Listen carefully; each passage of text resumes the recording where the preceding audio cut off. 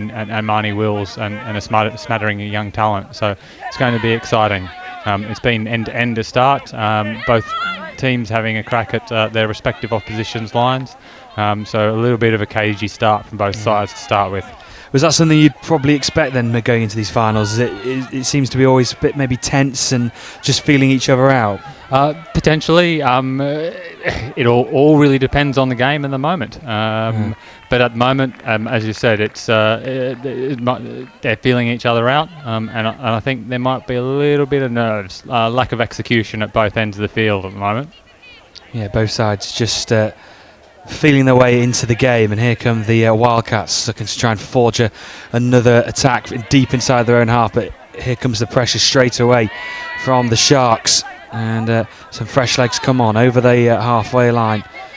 Good momentum trying to build up, trying to be more direct, potential to open them up over the 10-metre mark. Space coming up on this left-hand side. Good work, but good defensive covering as well. Yeah, lovely defensive cover there on the right-hand defensive edge for the Sharks. They didn't bite as the ball came across to the right-hand side, and then just slid across nicely and covered the transition as the Wildcats moved the ball to that right-hand edge. Oh, lovely pass and some space opening up on that far side, and they go past the subs box, and here come the new cavalry over the halfway line. They come and just trying to get a bit more square on and attack directly through the middle, just having to be halted in their tracks on the 10-metre mark. They are. Brumpton's in the middle now with the white cap on. Space potentially opening up left. This is good work. They've done it nicely, but they're keeping the ball well at the moment. This is but unfortunately they turn over in possession. Looks to be a penalty for a forward pass there, Brad. We'll see what the Wildcats do here. It looks like they're going to run a traditional subbing move towards the box, where we use players' momentum coming to the box with the ball to get players off and fresh players on. And we'll try and transition the fresh players on around the back of the ruck here to set up a strike on the fifth. Well, brilliant individual run, amazing in and out, and really putting the Sharks under a lot of pressure. Potential opening here, but again the Sharks hold well. But another opportunity for the Wildcats to potentially attack, and this is a good chance to get the first score on the board. Yeah, so it looks like first repeat set of the game that we've got here, and we'll see what the Wildcats are able to set up. So running 32 platform with a little rooster and wrap and a kick to the right-hand edge, and the Sharks do well not to bite, but another penalty here for offside. They're always a bit of a killer, aren't they, these repeat sets? Yeah, especially in this heat. It'll be a matter of, as I was alluding to earlier, the team starting to work together. Chris Ball does well to push the strike dump out beyond the 10. Quick hands there, it looks like ball down. So Sharks here have repelled the attacking opportunity from the Wildcats. Yeah, they defend that one well, just keeping rigid, keeping strong, and it's going to be maybe a case of that, especially in these early moments at the moment. Still scoreless, still waiting our first score in this final. Good quick hands between the Sharks players as new faces come on. Is Chris Wall trying to make up a few yards towards the halfway line. Over the halfway line they cross now. Good momentum, really nice pickup, and again looking to go right and heading towards the 10-metre mark. Just unlucky. Unfortunate. Just didn't go to hand there off the back of the transition move. Looked to be just a rooster wrap there from Dougie Benzie to the half, and just didn't go to hand. So there's the first clear opportunity of the game that Sharks couldn't capitalise on, unfortunately. And good early pressure from the Sharks after that attacking play, but lovely individual feet on the Wildcats, and now getting towards the halfway line. And again, it's very much end-to-end stuff, and yet to have a score. A little fumble, but they keep going. Unfortunately, that's what you don't want on the fifth touch. Complete loss of momentum from about the 10-metre line. And the Wildcats need to try and set something up again here. So it's a bit of a dead play. And what they're looking to do here is shift the ball around and move the Sharks' defensive line. And actually run out of the room there, the winger number 16 for the Wildcats. Yeah, they just stifled that space for the Wildcats, and it was an initial good burst away. They were put under pressure, of course, on that final touch, but the Sharks defend that one well, and now themselves they'll look to try and get up the other end of the field. Again, quick hands, but both sets of defences really working hard to try and push back the attacking up team as far back as they can. Yeah, it's a tactic the Wildcats have used the last couple of times. The Sharks have transitioned towards their sub-box on the far side of the screen we're seeing there, and they've trying to cut off the momentum and the territory that the Sharks are making, and they're doing it pretty well. It was Chris Wall just with that loose pass. Of course, he's a key figure in the CSSCO London Eagles side, and he's been a key figure amongst that club and looking to try and do it for his region, the South East Sharks. And the South East Sharks, well, will be involved in all the finals that you'll see this afternoon. They've just had a great weekend in total, haven't they? Yeah, they've had a great weekend. There's lots of strength and depth in the South East region, and it's good to see the Sharks, continuing their ascendancy over the last couple of years in the men's, women's, and in this category as well, the mixed. Here we've got Chris Wall in the middle, looking to set up a sweeper play for Jackson Chan, who goes around. Wildcats do well to push them off the 10-metre line there, so no real threat on the sweeper play. There's Chris Wall again. He said Jackson Chan just to the left. He picks up the ball now, looks to go left. This is nice quick play. Good defensive work again. Yeah, nice defensive work on the right hand defensive edge there by the two female players. So the link and the wing holding space until late and making a decision to shut down that play, leaving the wing open, but Sharks unable to get the ball out to the wing. So good, intelligent defence and holding space there by the Wildcats female players out on the right. Well, even though this is the final game of the weekend, the intensity of the game is all to see. Still scoreless, looking for that first score. Oh, it's just fumbles out of the hands. It was an initial powerful run towards the line, and he was halted in his tracks. So turnover for the Sharks with just over 10 minutes remaining and still scoreless. Yeah, good as you say, Brad. Injection of pace there by number 9, Amaro Karim. It's the first time somebody's tucked the ball under the arm and really ran hard.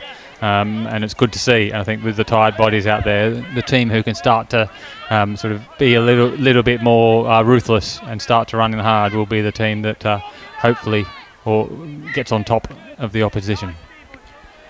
Well, a turnover just inside the Wildcats half, and they'll have a chance to try and push up the field. That's the first touchdown on the halfway, so plenty to go with now, and good yards made up, and looking to get the new faces on as quickly as possible and try and use this good advantage they've got, although the Sharks defence are really stifling this Wildcats attack as they look to try and get towards the line.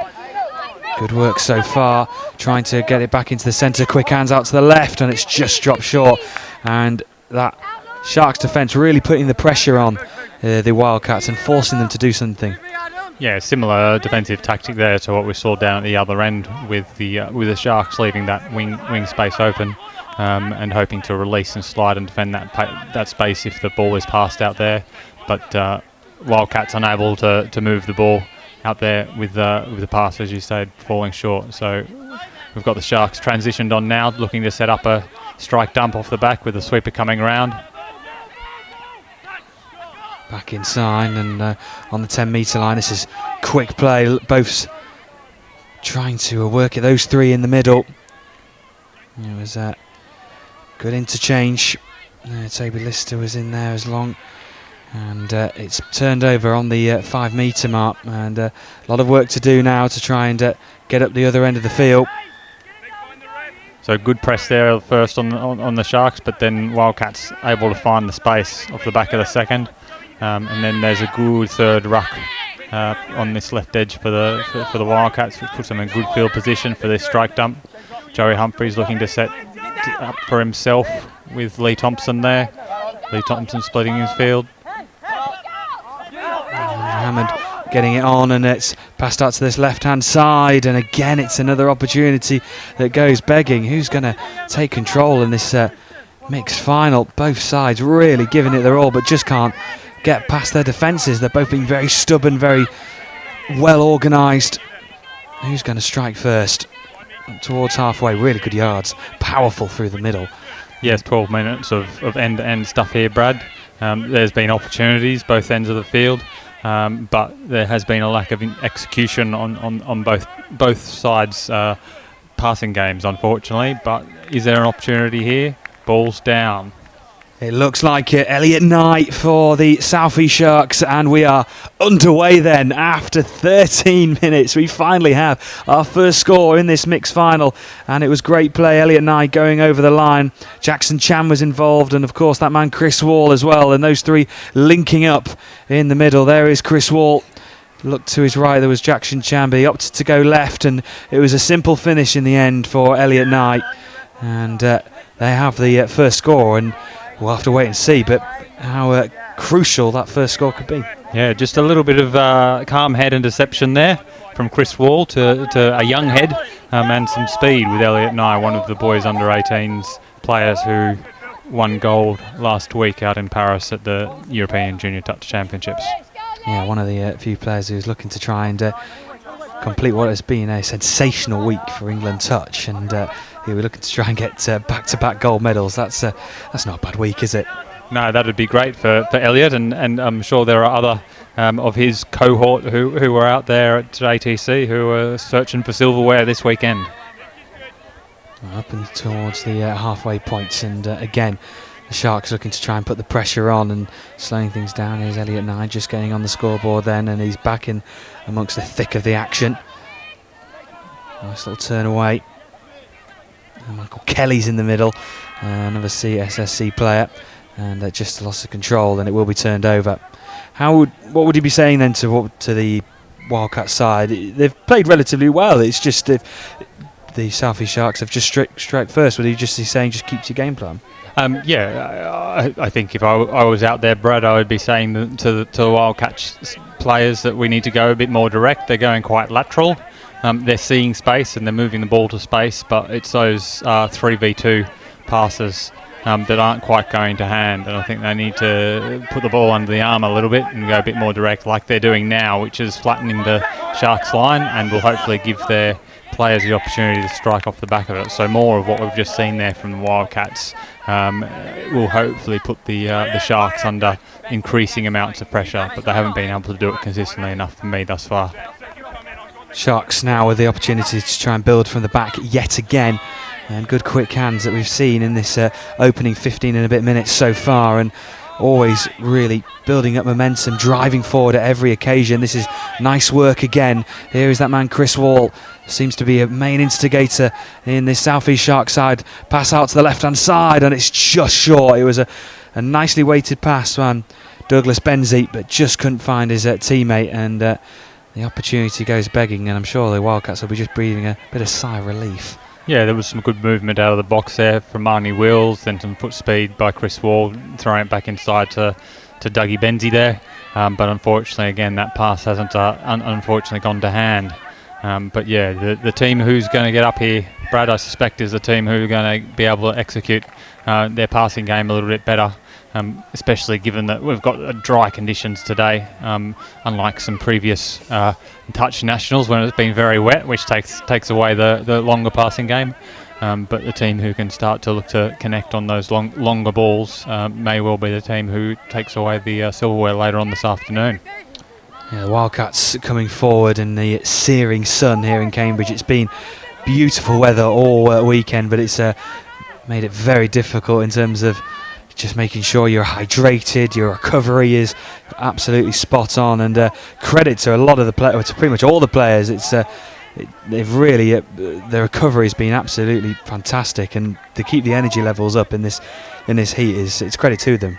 Yeah, it has, and we've got Charlie Meredith moving the ball to this right edge, running a little rooster line, and the middles split apart there, unfortunately for the Wildcats. So the toucher protecting their short side where there was a threat, but the saver released far too early meant that the rooster line runner could run straight through. Yeah, just having another look on the replay, just a simple layoff to Richard Brunton, and he had the space to just utilise through the middle, and it must be frustrating to concede in the middle when you've been working so hard to try and stop all those attacks out on the wings. Yeah, so that was a case in the unlike earlier in the game where the Wildcats' defensive connection was lost, and they released when they should have held space. And the Wildcats looking to try and get back into this. They are 2 down with 2 minutes remaining. And just space, trying to find some space, I should say, and looking to try and work their way through. But again, just a lack of concentration, maybe even the fatigue might be just slightly creeping in. Yeah, bit of fatigue, bit of craftiness from Elliot Nye there, getting his foot in the roll ball, which is a tactic that look to use, try and make sure that the attacking player needs to clear that roll ball and get the defensive arms, limbs, etc. out of the way. So if you can get that limb where they're going to put the ball down, putting the obligation on the attacking player to control it, and Nye doing well there to get the ball turned over back for his team.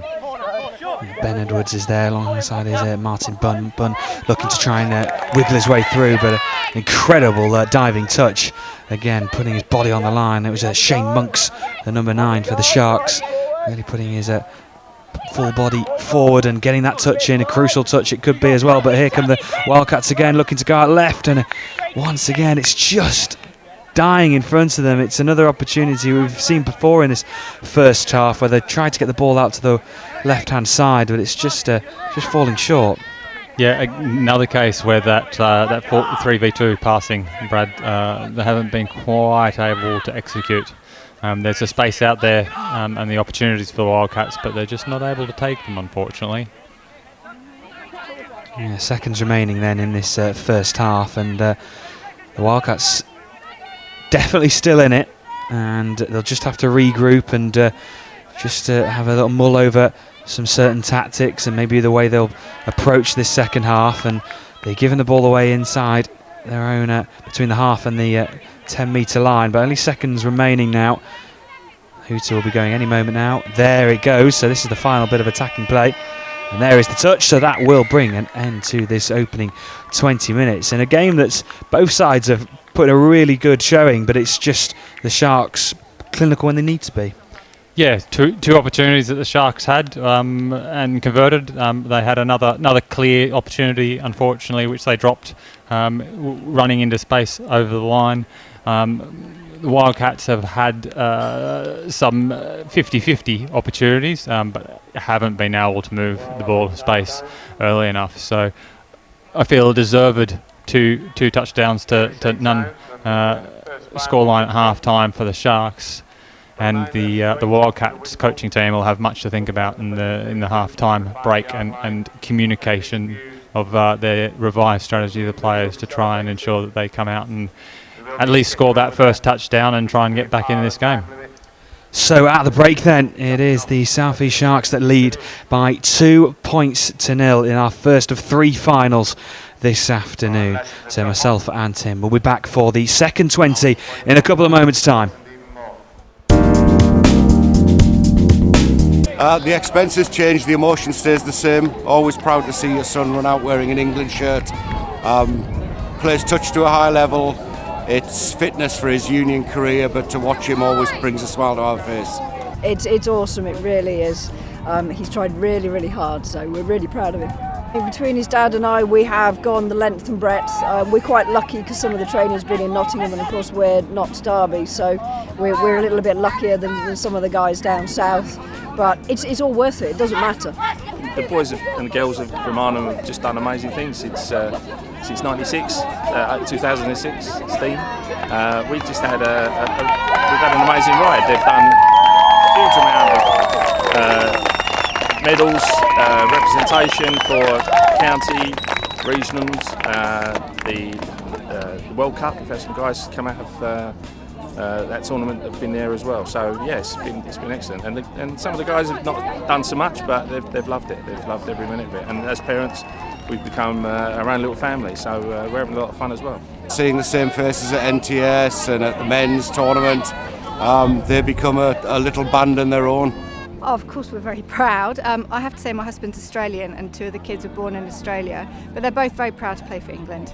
So Hannah played in Dublin, and I think the first time they go on and there's the final and they line up and they play the national anthem, that's pretty amazing. And then you realise the whole support and the structure that's behind England Touch. So yeah, it's brilliant. But you know, when your kid scores a try, whether it's here or somewhere else, or they're just having fun, it's brilliant. Been quite a long journey over from Singapore, but fantastic to be here and fantastic to watch Daisy play for England. Very proud moment to see her step out on the field. I know that she was quite nervous. It's kind of stepping up to quite a big game, but yeah, I think she did really well. And actually, to boast a little bit, it's the second time that she's played at an international level. She's also played for Singapore. So now Singapore and England, so it's a double whammy. The word is always proud. We've done a lot of England supporting. My husband's worked for England Rugby for a long time, so we've seen a lot of those England shirts actually run out onto the pitch, and this is the first time when it's our actual daughter doing it. So yeah, really chuffed for her and for us. It's been such a fantastic day. I'm really proud of her, but more so proud of the team, because that's what it's all about, being a member of that under-18s mixed team. The rest of the family are back in Singapore, and actually we just bought this massive great TV on the wall, and they were able to live stream the feed on YouTube, and we're just sending us screen grabs of Daisy and doing her moves. And I also heard touch coach in Singapore is actually feeding back to her on WhatsApp in terms of how she did and the moves that she performed. So instant kind of feedback, and it's great that guys the other side of the world are able to watch her play as well. Does it ever grow old seeing these kids wear an England shirt? No, not at all. No, it's just wonderful. It's just a lovely, lovely experience.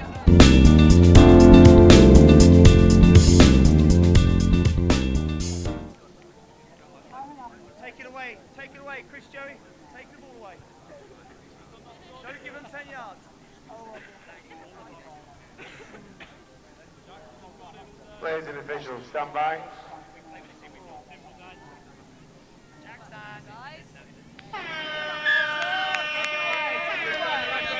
So we're back underway then here in Cambridgeshire.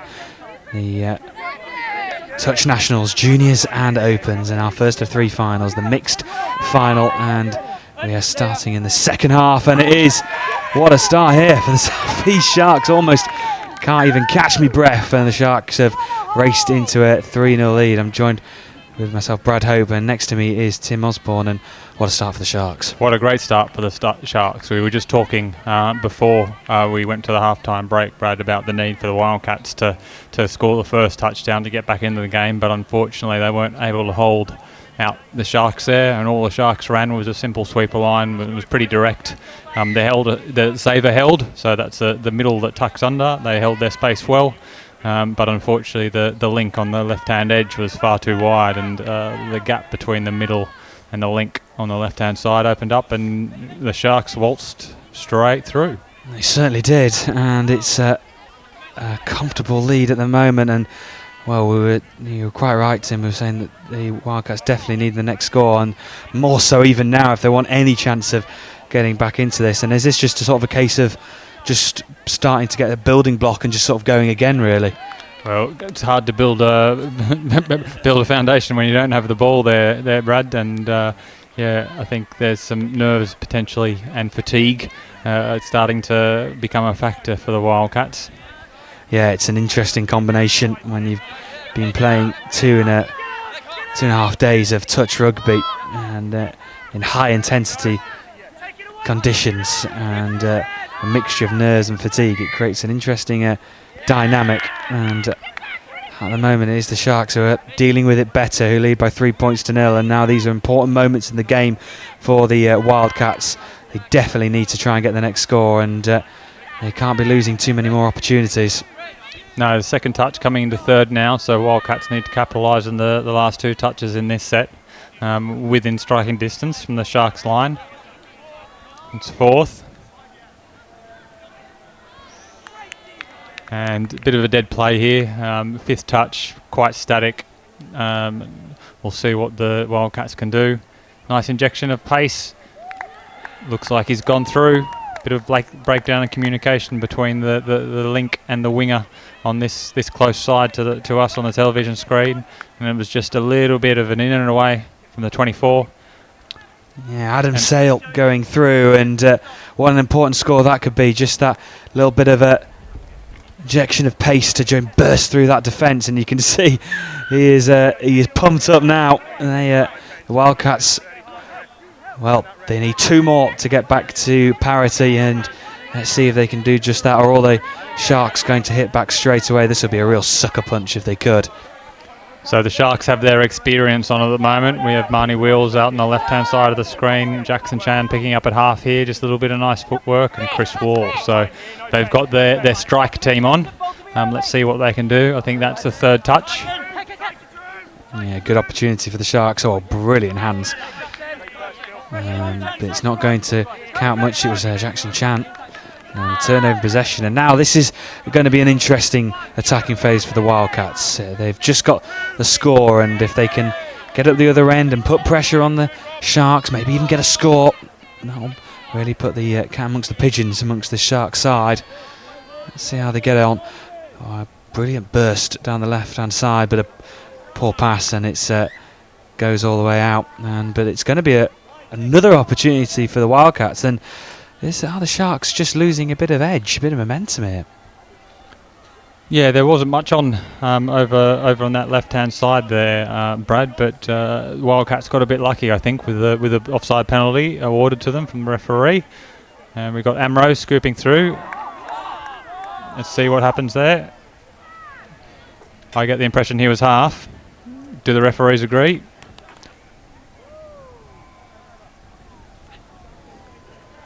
Yeah, real deliberation going on, and yes, it was, and he was half.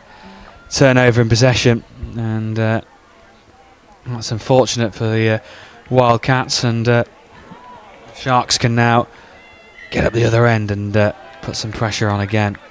It's not something you see often, Brad, but I think it might be the heat. I've seen it 3 times today. Someone scooping through and fatigued and put the ball down, and then realise that they were in fact half. There was one in the 3rd, 4th playoff, and there was one in the semi-finals as well in the men's open divisions earlier. Yeah, just this heat maybe going to players a bit mentally as well as physically, of course. And the Sharks looking to try and make that mistake count. Can they try and get that 4th? Space potentially opening up. Dive comes in early. Touch call by the referee. That's the 6th one, so turnover. And the Wildcats are still in this at the moment. Yeah, nice little bit of footwork there from number 9, Shane Monk, but Amro Karim did well to make the touch, and now looking to get the Wildcats possession up to the other end of the field. And halfway, that's 3rd touch by me. We'll see what they can do in the next 2 to get a strike dump on the 5th. Well, there we go. Just as soon as the momentum was building, an error in their attacking play, and it's just turned over. And again, I know I've said it plenty of times, but it is potentially that physical and mental tiredness just creeping into both sides, and just concentration levels have got to be so high, and sometimes these mistakes do happen as the Sharks looking to try and come forward and pounce potentially on another opportunity. This is nice steady build up. Here's Chris Wall potentially trying to open it up. He is the half, needs the support, gets the support, and have they managed just to stay in play? It looks like they have, and that was a well-worked score, and the Sharks now lead by 4 points to 1. Look at this play from Chris Wall again. Superb individual play. Oh, they were well in fact, and a superb score, and the Sharks lead by 4 points to 1. Yeah, whatever the coaching team said for the Sharks at half-time has worked, because they came out and scored the first touchdown. And despite that reply from the West Wildcats, they have diligently looked to control the ball and create opportunities, whereas the Wildcats, unfortunately, have probably given up too much of the ball to be able to put enough pressure on the Sharks' scoreline. So just under 13 minutes left remaining, and the Wildcats looking to try and respond straight away.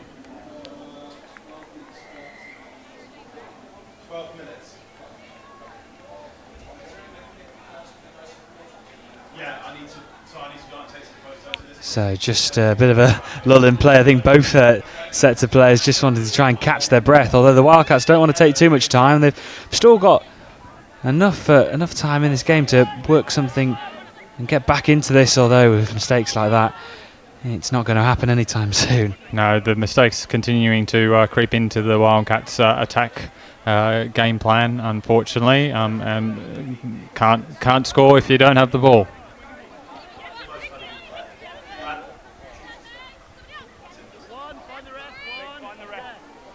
We'll see what Sharks can do off the back. So Marnie Wills has done well to engage that left-hand middle, Joey Humphreys, and get him engaged. And we'll get a strike dump here, Nye down for Chris Wall. Chris Wall scoops, runs through between the two middles, and it looks like to be a ball down.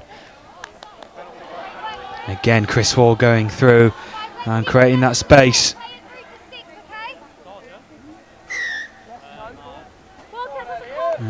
Yeah, not going to count. An opportunity that goes begging. It was lovely play again, wasn't it? It was lovely play by Chris Wall. The defensive middles, however, both made mistakes. One on the exit line and one who was the saver, holding space and vacated it and let Chris run straight through. But fortunately, despite the fact that the ball didn't go to hand, Sharks got a penalty and it looks like offside. So they'll be looking to work another touchdown from this repeat set of 6. So Nye goes down for the sweeper. Wildcats do well to exit from the touch and get onside and make the next touch. We'll see what the Sharks set up again. Looks like a little rooster. And it's a poor roll ball by me, unfortunately, but the referee believes they were in the ruck. From a coaching perspective, I'd be teaching the players to be a little bit stronger from a roll ball perspective and get the ball down cleanly. So the game is slightly delicately poised at 10.5 minutes to go. Sharks really trying to get this next score, and they certainly have done well. That potentially could be the gold medal winning score. Even though they were 4 points to 1 up, the Wildcats were trying to soak up that pressure and get up the other end, but now it's 5-1 and it's a real mountain to climb now for the West Wildcats, and they're going to have to pull something special out of the bag now. Yeah, it's an uphill battle here for the Wildcats to score 4 to get level in the next 10 minutes. But a good display of sportsmanship there from the touching middle from the Wildcats, clearly indicating he didn't make the touch on the quickie player there. And that looked to be Elliot Nye with a little bit of rubber elasticism, bending through the line and diving over to score. So some nice athleticism there from the boys 18s player. Yeah, it certainly was, and the game of touch is a game of honesty. If you've following it this weekend, you'll see a lot of that, and it's important that it remains that way as well. And here come the Wildcats trying to get through again. It is that man, Amro Karim, the number 9. Some good defence there from the link and the winger female edge there from the Sharks. Despite the acceleration from Amro Karim, he did have the outside shoulder, but it looks like the winger of the Sharks has helped out her link and saved that situation. There's the ball that comes forward again from the Sharks on the halfway line now. Some new recruits now coming on from the subs box and trying to keep it fresh. Here's that man Chris Wall, who's had a superb final, and he looks to try and instigate a move yet again. A nice strike dump from Charlie Meredith for Chris Wall, who scoops again, and Chris is caught with the ball, so half court, and it'll be a turnover for the West Wildcats. And the Sharks will probably look to continue to do that throughout the game for the next 8 minutes. Possession being key, completing sets, turning the ball over on the Wildcat scoreline. So the Wildcats with so much work to do, and they all can't be affording any more mistakes.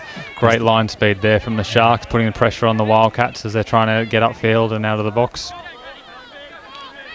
And putting the pressure on, good momentum in this attack, good hands, keeping it in play, and just trying to wrap round.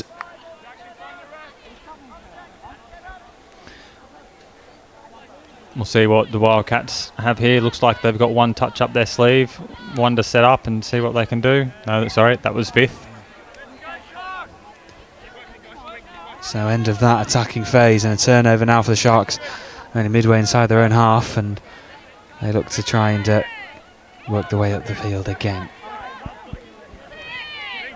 Again, Sharks will be looking to complete the set with some pressure at the end here, and that's going to be the name of the game for them with 4 scores ahead. Injection of pace from Dougie Benzie, move the ball over to the left-hand side. Unfortunately, a bit of a loss of momentum there from Sharks, but they've got the territory they were seeking.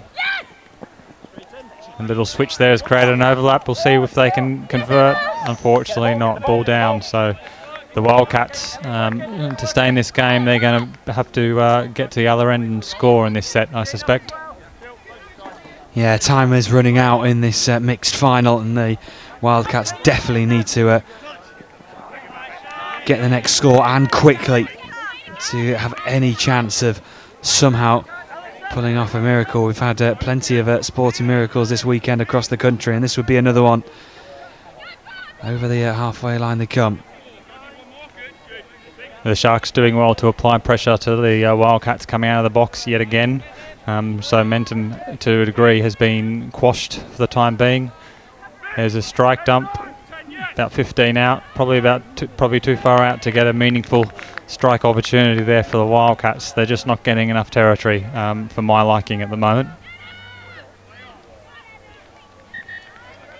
And the Sharks know that every time they have the ball that they can just soak up the time and just make sure they use all 6 of their touches and just get at the other end of the field. New faces coming on, keeping the legs fresh. This is good game management here from the Sharks. Just over 5.5 minutes left remaining. And again, they're looking to try and attack that line, and if they can get the 6, that would be definitely game over, surely.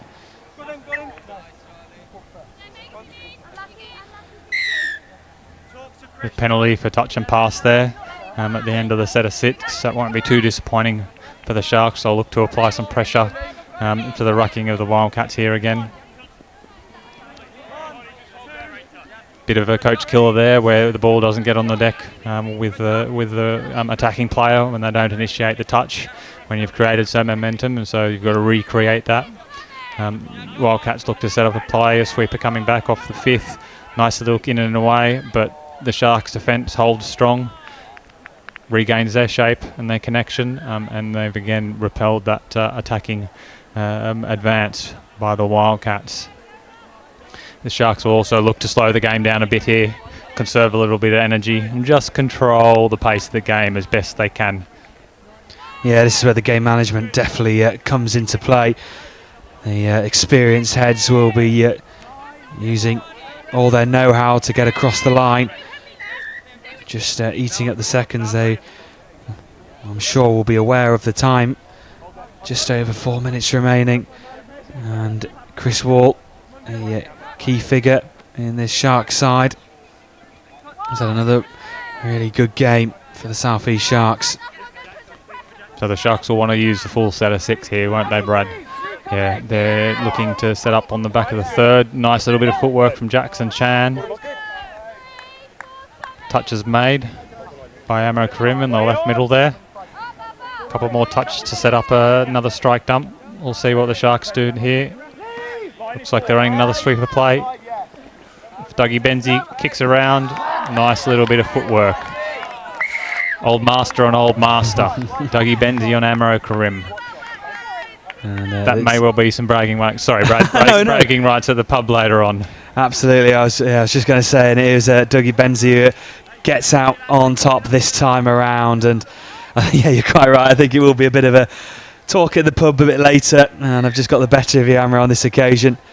But yeah, just a word on the Sharks. They've an overall complete performance, it feels, Tim. Yeah, they were the ones who have been able to execute. I think the experience, particularly Chris Wall, his scooping game and his generaling in the attacking zone for the Sharks has been pivotal.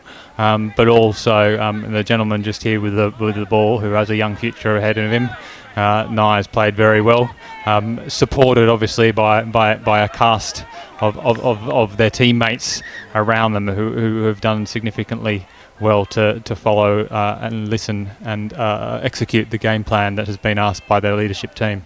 For me, Wildcats have just lacked a little bit of execution.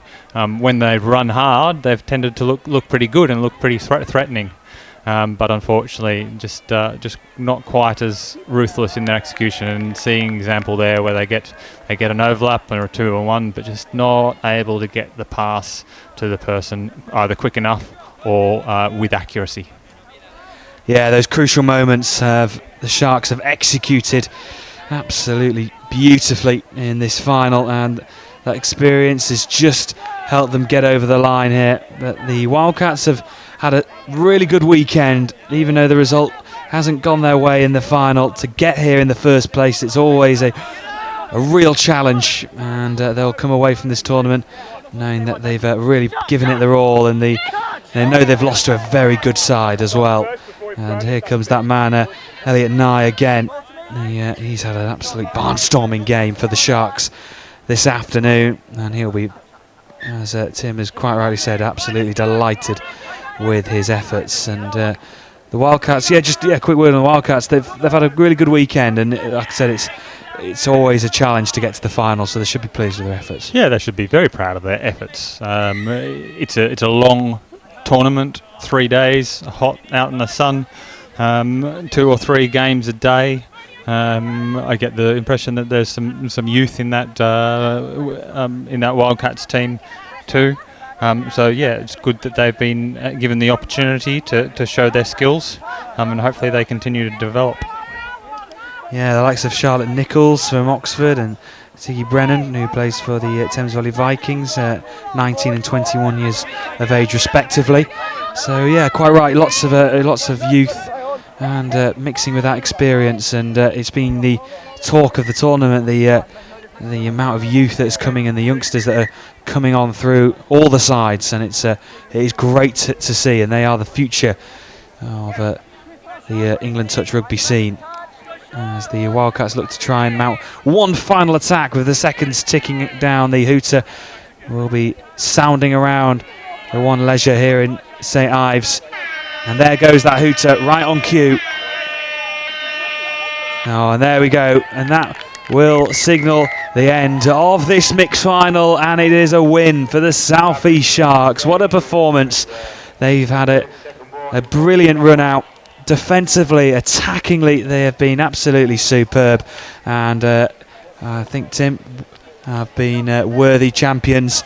And Tim, will of course we'll have to have a pick of the MVP as well. Who do you think's really shone out in this game for you? Well, I think the Sharks' MVP for me is probably Chris Wall.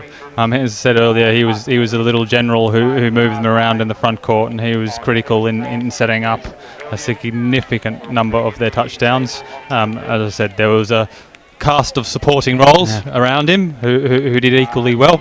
But Chris, for me, was a key individual who was pivotal to the Sharks' victory in this instance. And so that brings an end to our first final of 3, and it is a win for the South East Sharks. And the South East Sharks will be involved in our next final, which will see them take on the South East Taipans in the women's competition. That will be coming up next. Tim, thank you very much for joining me. Not at all. Thank you, Brad. Thoroughly enjoyed it. Absolute pleasure, and we'll see you in a couple of moments' time.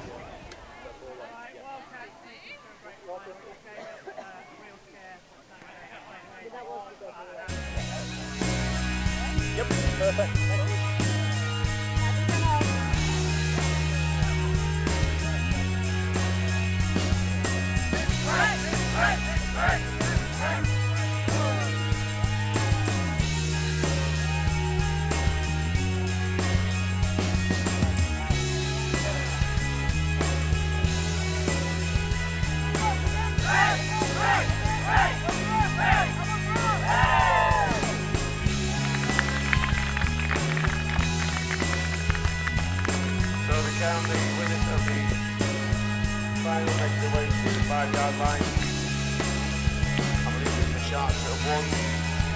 You make way to the 5-yard line near the pavilion on pitch 1. So we can get the interview and presentation done as soon as possible. We are on the clock.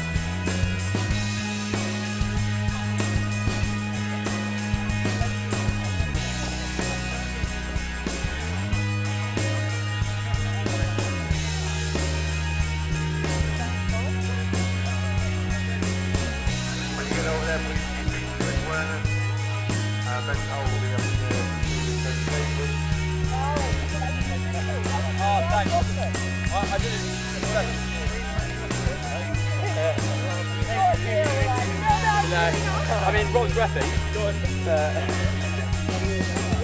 Oh, thanks. Yeah, looking good, mate. You can watch it. Looking good.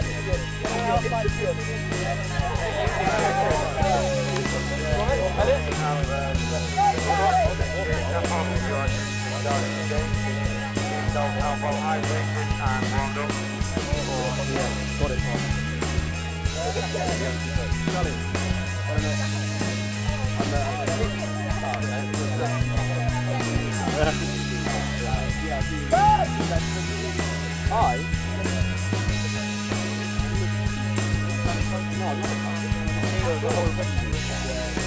Back on the Sunday. Charlie! Rookie error. Enjoy that there.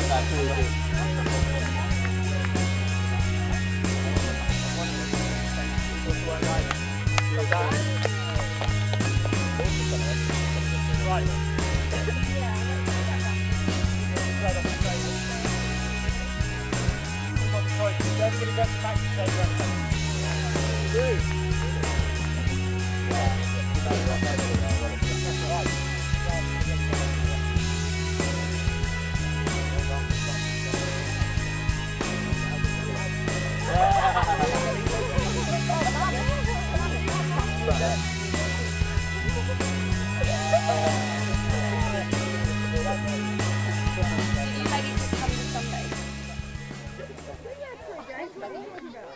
Did you?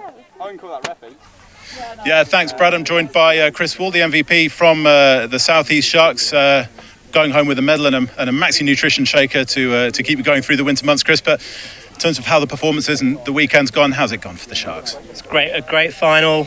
We had a real scare on Saturday. We played the Wildcats in our second game, and I think they were 6-0 up at one point, and we knew we were in for a real battle.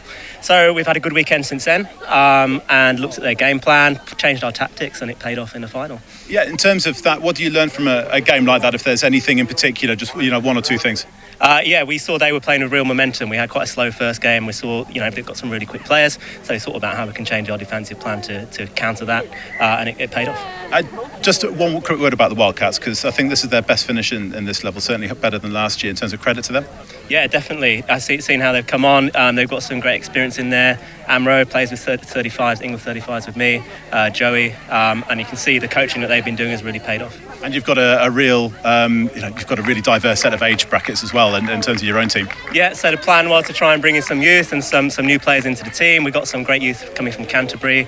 Elliot, who's just won a gold medal with the juniors out at JTC. And a few experienced heads, me, Doug, Marnie, just to try and provide a bit of coaching and knowledge. Well, congratulations. We don't have a massive amount of time before the next game, so if you go back to your team, and Ben Powell, High Performance Director, will be on hand to present medals and trophies in a second. That's Chris Wall, the MVP from the South East Sharks. Back to Brad to talk us through the trophy presentation.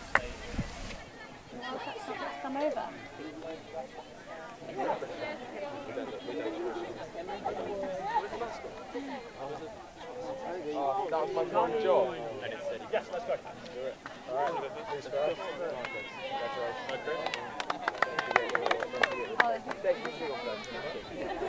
Everything you do is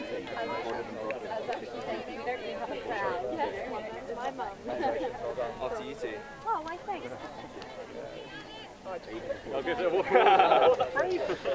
So our first final of the afternoon is done and dusted, and the South East Sharks come out on top against the West Wildcats. A super performance from the South East Sharks. They were put under pressure early on against the Wildcats, but it is the Sharks who, as soon as they got that first score, they just kept on going and going, and there was no stopping them all the way through. Some really good individual performances throughout. Chris Wall, of course, getting the MVP award with a stellar performance. But I think it was just the experience that paid dividends in the end. But a word for the West Wildcats. They played a superb game throughout the weekend. It's always a real challenge to get to the final, and they should be mightily proud of their efforts to get there. And they came up against a really good side in the South East Sharks, and packed full of experience and just a scattering of youth as well. And you see Ben Powell, he is handing out the medals to our victors. And each and every one of them has played their part, not just in the final, but throughout the weekend. And we now see Ben coming to hand over the trophy and all the formalities that go with it. Elliot Knight is number 2 in the white bucket hat, who is another youngster who had a superb game in the final as well. He contributed really well. And there we go. Confirmation then, the champions of the mixed final are the South East Sharks. A superb performance over the West Wildcats by 6 points to 1. And we'll now move on to our next final, which will be the women's. And again, we see the South East Sharks taking on the South East Taipans. That'll be just coming up in a couple of moments' time.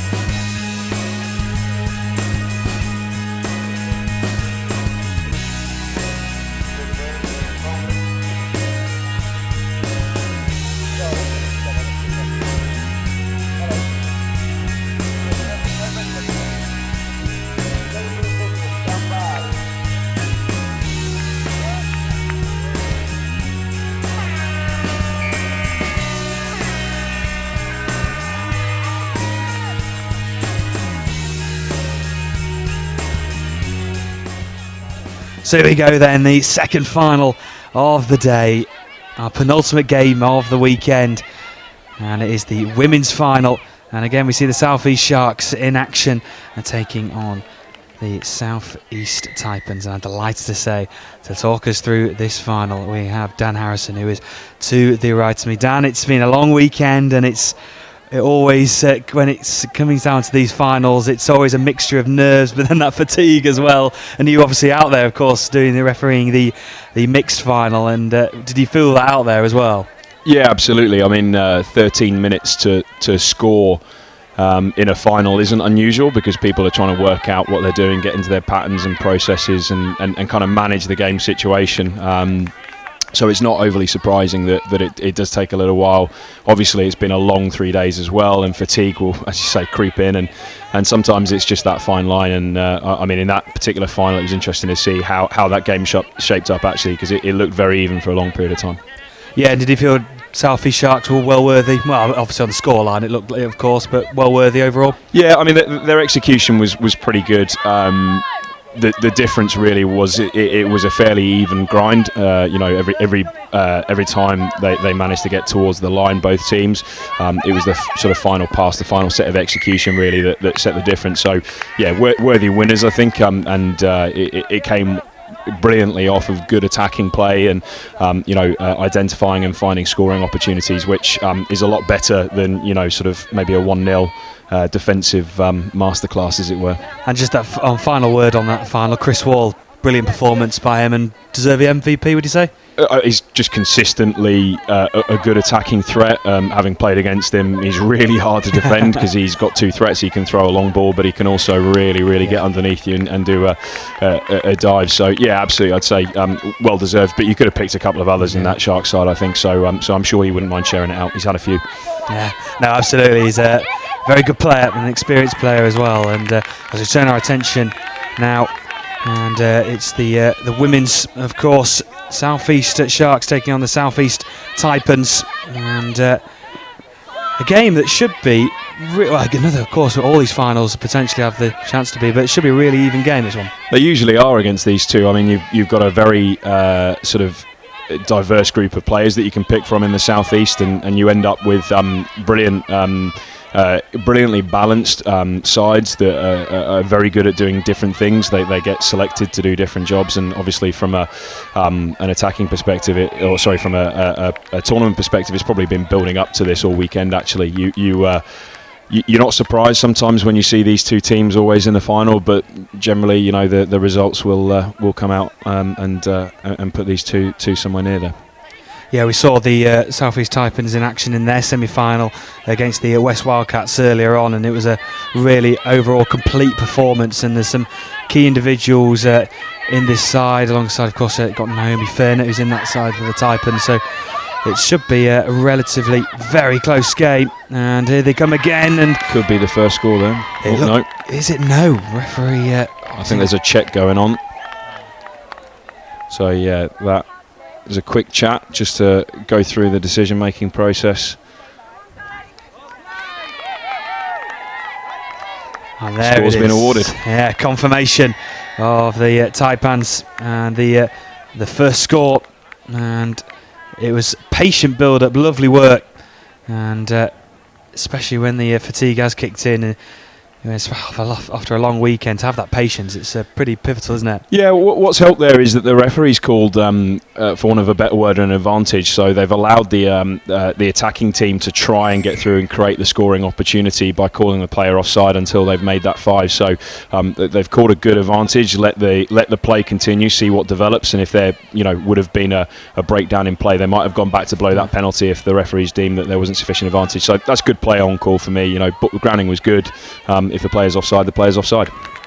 Oh, lovely movement inside, trying to get over the line. Hudson was there, one of the leading players in Europe, of course. Such a talent in this Shark setup, and here she goes once again. Does she sneak through? It looks like great feet. Great feet. That's just individual brilliance, isn't it? Sometimes you can't do anything about it. Defensively, I mean, the burst step there, find the gap, get the ball down. It's sometimes sickeningly touch is a very simple game. It's 12 players running around a field throwing a ball around, and sometimes some people have a habit of making it look far too easy, as far as I'm concerned.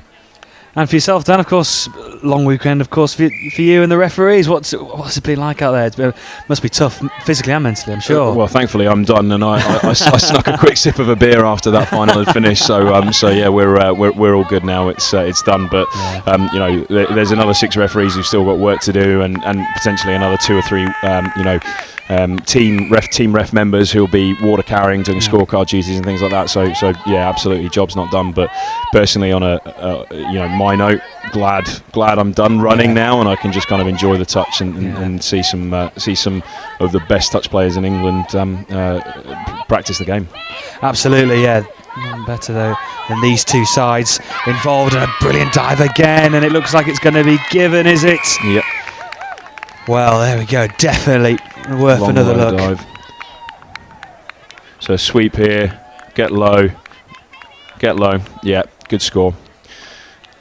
Just wrapping around, attacking the touching player, who's obviously got further to go back to make the line to be in an onside position. Identify that, and you've got 2 options there. You can either go on the inside and get underneath the feet, or you can go on the outside if you've got the speed to burn around. And in that situation, that's a good score, good low dive, and really attacking that offside player.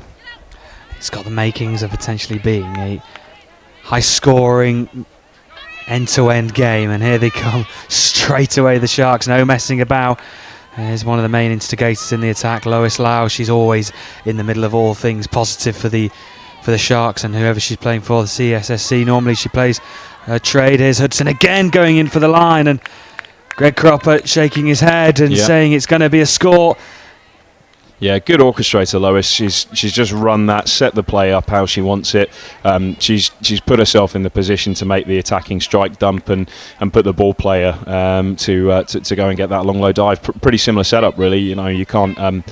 Sometimes you just can't beat attacking an offside player. If you've got the speed to get through, then you're going to score. Well, it just does get the feeling that it's going to be one of those games that's a bit of a nip and tuck all the way. This will be tit for tat, and whoever has the conditioning and fitness to get through to the final few minutes, and sometimes it can be the final few minutes that really make the difference. You know, sometimes you can get a score or two ahead, and then that really causes some challenges for the opposition. So yeah, this could be end to end. Lots of scores, and I can tell you from a refereeing perspective, the worst thing in the world ever for these three referees. You've got Anne, Greg and Laura Balfour here. They will absolutely not want to go to drop off. You know, this will be for everybody's sake, this will be let's try and get the game done in 40 minutes. But hey, sometimes the best touch is in that final drop off situation. Of course, yeah. So yeah, a reminder that if we are level at the scores after the 40 minutes, we will go to that drop off, and we'll, if the situation does arise, we will talk you through. I hope you're not going to ask me to explain that. It's a really unique part of the sport, isn't it? A drop off. It's really good to watch, but horrible to play. And I've heard a couple of drop off situations that I've been involved in. Yeah, they're never very fun, and thankfully I've never gone to a 3-on-3 situation, because that is the worst possible feeling, I imagine. You know, 3 players on 3 with a big, 50-meter wide field. You end up exhausted after 40 minutes worth of touch as well. That's not a good thing. So yeah, very unique. It creates a great spectacle. And quite often, again, the difference is who can keep calm and composed after a long weekend of touch in that final situation. Part of the game now is as much mental conditioning and having the strength as it is the physical conditioning, because you can have the best body in the world ever, but if your head goes down, and you can't concentrate, you sometimes end up in a situation where you can't execute the plays that you want to. Yeah, and I think we'll more likely see obviously the players with that international experience really come to the fore in these finals. Like you said, they're mentally, for sure. Yeah, they're experienced players. They've been in the situation before. They know what they're doing. Universally, whether it's a normal game or a drop-off situation, they'll manage the game properly and try to put themselves into an attacking position. But sometimes you can't separate yourself, and that means that you go into that sort of scenario. But yeah, I mean, there are some very, very strong-minded and very strong-willed characters here who will absolutely look to control the game and make sure that they keep everybody focused and working on getting the right outcome. And again, just another really good attacking phase, just having to stop just on the 5 metre. It was looking good, a nice flow, but it's been pulled back, and a turnover for the South East Taipans. Yeah, it looks like a late pass award there, so player again has been touched and then thrown the pass afterwards. So good spot by the referee team there, allows the play to continue. And I mean, the speed of this game, we're just over 10 minutes into this game after 3 days of touch, and they are not slowing down. There is real attacking threat and intent here. They're not going to take the foot off the gas at all. And there we go.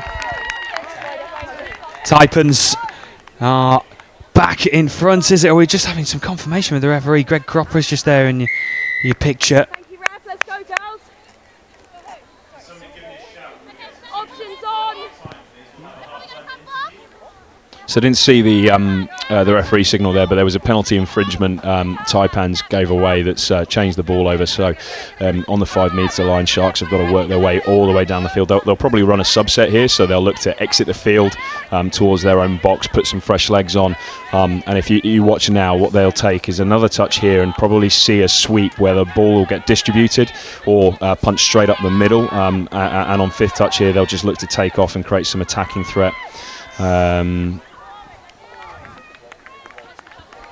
It looked very nice to watch, but it was very nice, but it looks like a forward pass. Yeah, so an unfortunate last pass. It was looking really good for the Sharks. Look at the speed of that. I mean, straight away changeover happens, penalty for Taipans. They start to the tap straight away and they get moving. I mean, in this situation, it's unlucky that there may be a changeover of possession there, but again, they are not taking their foot off the gas. This will be all about staying in the grind and making sure you put your mindset and your style of play against the opposition to condition them into defending the way you want them to.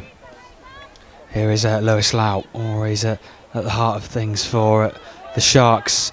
Look to get the layoff, but it's just having to be pulled back slightly. Maybe just a misjudgment there, but still with possession of the ball, looking to try and get towards the 5 metre. Space potentially opening up left, floating the ball out, space to run into, and an easy finish. And that's one of the more easier finishes we've seen so far in this final. And the Sharks, after having a few opportunities, have finally got their third. It's great skills. Normal 3-on-2 situation. In that situation, you're looking to execute simple passes, get the ball into the space for somebody to walk in, and they're sometimes the best kind of touch scores that you can get. But it was good skills under pressure again and under fatigue to get the passes away and get the score in the corner there. Sometimes you take a step back to make sure you get the momentum to go forward to create that type of opportunity. Sweet play coming in. Yeah.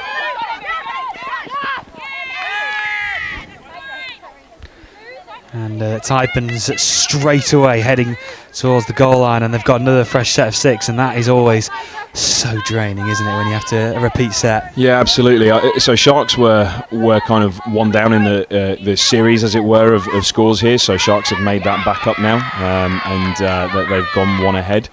So it will be really important for their mindset to defend this out and make sure that they keep a clear.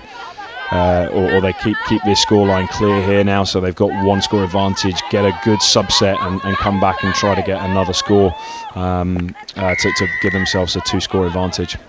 So that's 2 penalties that Anne's blown there for not advancing, so they've not moved forwards off of the goal line. Well, going to reward that. It's quick thinking, very quick thinking. Fantastic. Well, that is incredible from the Taipans, and like you said, Dan, just brilliant quick thinking, just mindset of going in for that line, and you can see the players talking through it and weren't being aware, and brilliant finish. And it was Claire Waddell going in, and the Taipans, well, it's 3 apiece. They look pretty cool and collected in the box, don't they? Both teams, they know that this type of game will often go down to the wire. You can't separate these 2 teams too easy, so they won't worry too much. It will be patterns, processes, routine, and it will be about, again, putting themselves into situations where they can get the score. And again, the Sharks looking to try and finish off another really nice move, but good defensive work by the Taipans. Even though it's 3 apiece, both sets of defences have been pretty stubborn so far. Going to have to really hold it together for the final 25 minutes of this final. Yeah, the scores have come from good play. You know, sometimes you just can't defend a 3-on-2 with the best will in the world. You can end up in a situation where you just can't stop somebody from being on your outside because your defensive setup says that you either shut in, which creates a natural overlap, and a good pass or a good executed piece of skill means that somebody will get a score. Touch is a scoring game. You want to see lots of scores, so it'd be boring if it was a kick fest like Union sometimes in the cold, wet weather can be. Yeah, it's certainly not cold and wet here in Cambridgeshire, and it's really helped to actually bring out some really good scores. The weather really does play a part in touch, and with the weather, it's been like all weekend here in Cambridgeshire, sweltering hot, 30-degree weather. It's we've seen some pretty incredible scores, haven't we? Yeah, scorching touch as well. Scorching weather, yes. Scorching touch has been good. Again, good skills. So again, another good example of that. Some good feet, managing to get through a gap. A defender worried about her outside, trying to make sure that she could cover out if the pass went away. Managed to put the foot on the gas, get through the gap, and get that score. So yeah, we are 3-4 minutes away from half time, and this should be 4-3. I think this is going to absolutely go down to the wire.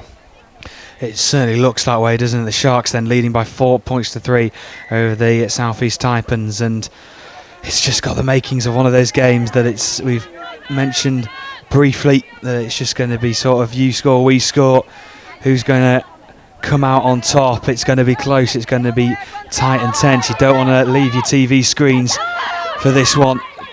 And again, a lovely floated pass, or fizz pass I should say, out to this left-hand side. Good take, so still alive are the Taipans.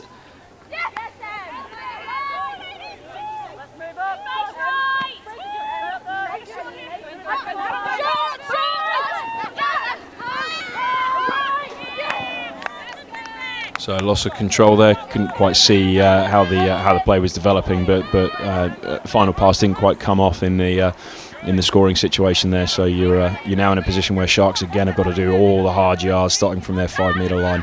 But there is nothing better again as a player than getting into that sub box after you've just done a really hard D set. You know, you want to make sure you get off and you put a load of fresh legs on the field. As a referee, again, the interchange as well that you get after that, you know, particularly if you've been in a big midfield drive and you've been managing that, you want to make sure that you get a fresh ref on, and you know they're clear-headed, can make a good call.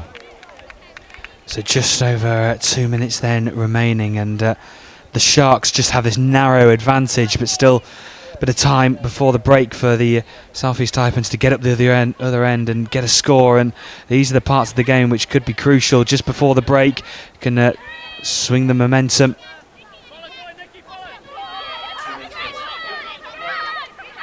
It's going to be interesting to see how the Taipans approach this. So 5th touch here, they're looking to get through that middle channel and create a scoring opportunity. Didn't quite come off there, but for Taipans now, the key set will be to D out this full set from Sharks. So they're going to want to make sure they make all 6 touches as far up the field as they possibly can, and you never know, you might get another opportunity to get a set of line attack, and from there, who knows what happens. See exactly this situation. There's a changeover of possession there inside the Sharks half. You've got 6 touches now for Taipans to have a go with, and a minute and a half, and you know, a minute and a half can be a long time to create a scoring opportunity, particularly if Taipans move the ball around and create space by spreading the Sharks defenders across the field. This is a lovely move so far, and it looks like they've weaved through, and it looks like they've a touch called there, so touch called, and the players acknowledged it as well, so that's good honesty all round.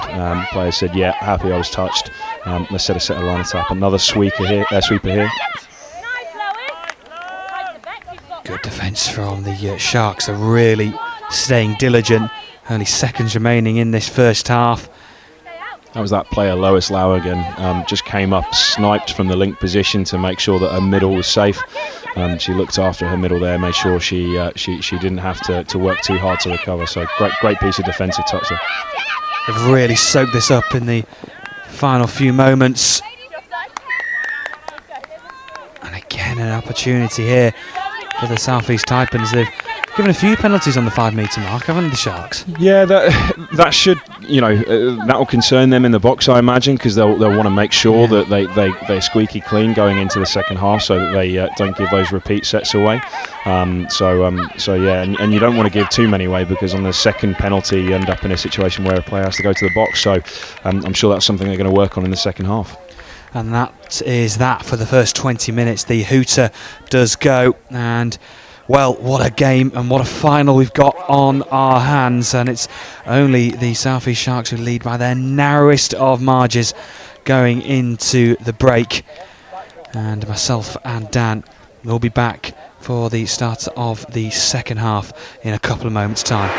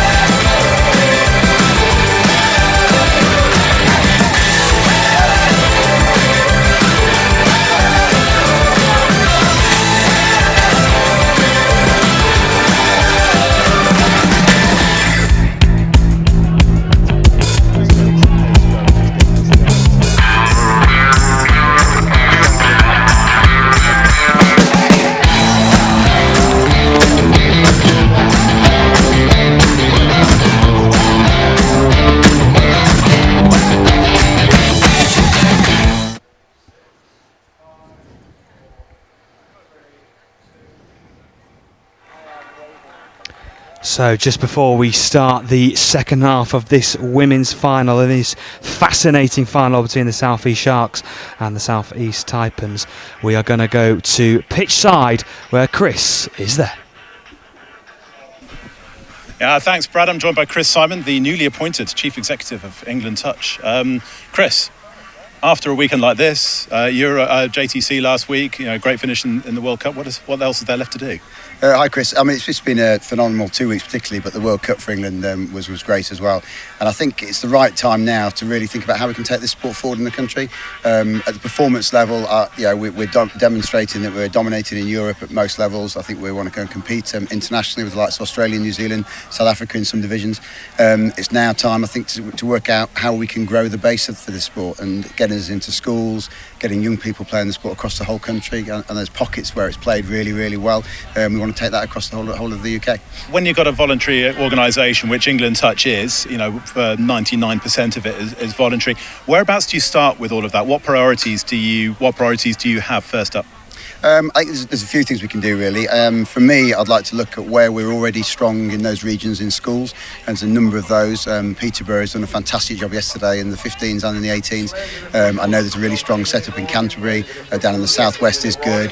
I obviously know Nottingham is really good as well. We need to focus on those areas to try and work out why is touch working in schools and with young people, and try and use that model to take it elsewhere. I think if we can get that really going well over the next 6 months into next spring, then hopefully we can generate a bit more focus, profile and publicity for the sport across the board. And the Euro Championships next year is in Nottingham, which it was last year as well.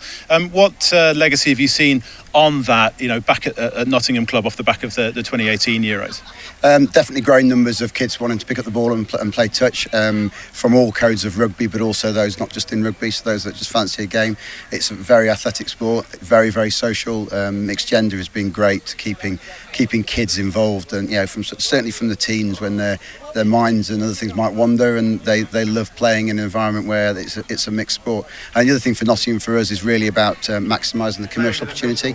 We've got a lot of interested bodies locally that want to get involved, and we need to really make that work. There's a massive amount of economic impact that Nottingham has benefited from the last Euros, and we need to maximise that this next year. This is, I think, by all consensus, the toughest sports sponsorship market that there is at the minute. So in terms of when you're coming into that at a time when England Touch really needs the money in order to expand, how can you connect with sponsors? Who are you aiming for, for that income which can almost break the sport out of the glass box that it's in?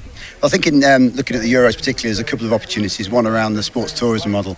I mentioned the economic impact, and there's a lot of interested parties locally that want to maximise that.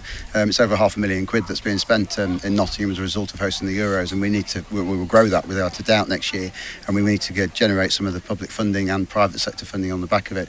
And the other side is, as I mentioned, in terms of the youth market, that's where we can really, I think, bring some money into the sport.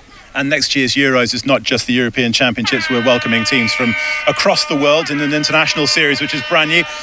In terms of, let's talk in terms of the tournament first off, having teams from as far afield as potentially Japan, the USA, South Africa. What's that going to mean for the sport in the area? Well, I think in Nottingham, certainly from a university perspective, they're a global university. So connecting with parts of the Far East, certainly Malaysia, Singapore, it's really important to them. And I think it's important to a lot of the UK now. It's a global market.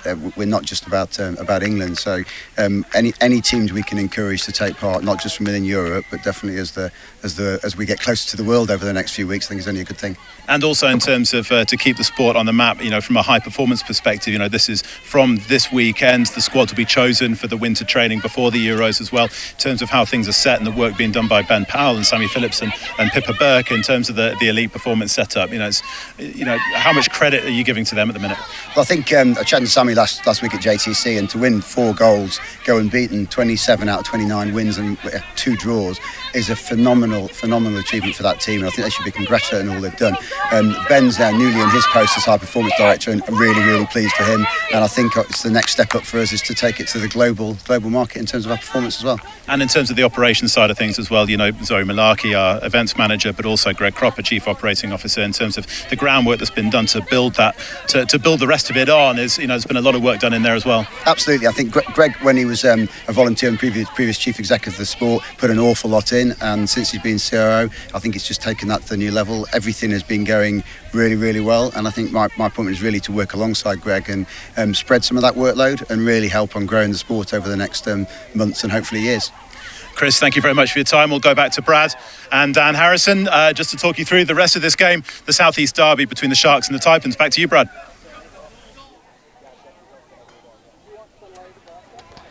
Well, thank you very much, Chris, from pitch side, and we are back underway here in this semi-final, the second half of this women's semi-final. South East Taipans taking on the South East Sharks, and I'm of course delighted to say still with me is Dan Harrison, and it's been a long weekend, but we're still here, we're still going. I'll be honest, Brad, there was a moment where I was going to go to the bar and just leave you on your own, but no, I'm not that cruel. It's well, especially with a game this close, it's exciting tough, isn't it? Great touch, yeah. In two parts, I'm glad that I'm inside here because there's a little bit of AC and it's a little bit of cool, and I'm not quite melting out in the sun. But yeah, we're going to be treated to a good second half here. This second half is the first few minutes, the first 5 minutes of this game, this second half, will be absolutely crucial because it will determine who comes out on top. You've got a one-score advantage for Sharks at the minute. You know, it can very quickly turn if Taipans get one back and continue to get some go forward. Here's Naomi Furnett then crossing over the halfway line. She's a key figure in this Taipan side. But the turnover on the halfway and how crucial that potentially could be. You've just spoken quite rightly, Dan, about that first 5 minutes of the second half. And at the moment, the Sharks do lead by that solitary point. Needing by 4 points to 3. But if they can get 2 in front, that could prove absolutely vital. Yeah, so Sharks running a subset there, so decided to take the penalty, move the ball over to their sub-box side, and bring some playmakers on to try and create some attacking threat on the Taipan scoreline. So they've got a few touches to go here. They'll look to go forward, get the defence moving back, and then try and get the all-important 2-score gap. Here is Olivia Ray. Lewis Lowers in support, but opts to go to the right-hand side. And just that loose pass by Emily Crow. It was running out of yards over on that far side, and it was good defence in the end by the Taipans, really stifling that Sharks attack. And now an opportunity for the South East Taipans to really get up the other field. Can they drive on? They need the next score to get back to all square.